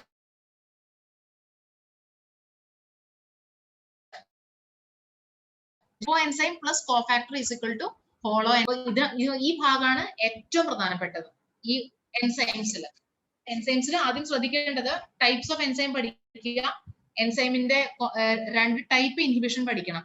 Competitive ഇൻഹിബിഷനും നോൺ കോമ്പറ്റീവ് ഇൻഹിബിഷനും, പിന്നെ ടൈപ്സ് ഓഫ് എൻസൈംസും, പിന്നെ ഈ പറഞ്ഞ സാധനം cofactors, coenzymes, apoenzyme, holoenzyme, metal ion, prosthetic group, അങ്ങനെയുള്ള ടേംസും ഇവിടെ ശ്രദ്ധിക്കണം കേട്ടോ. ലാസ്റ്റ് പാരഗ്രാഫോട് കൂടി ചാപ്റ്റർ കഴിഞ്ഞു. Page number 159.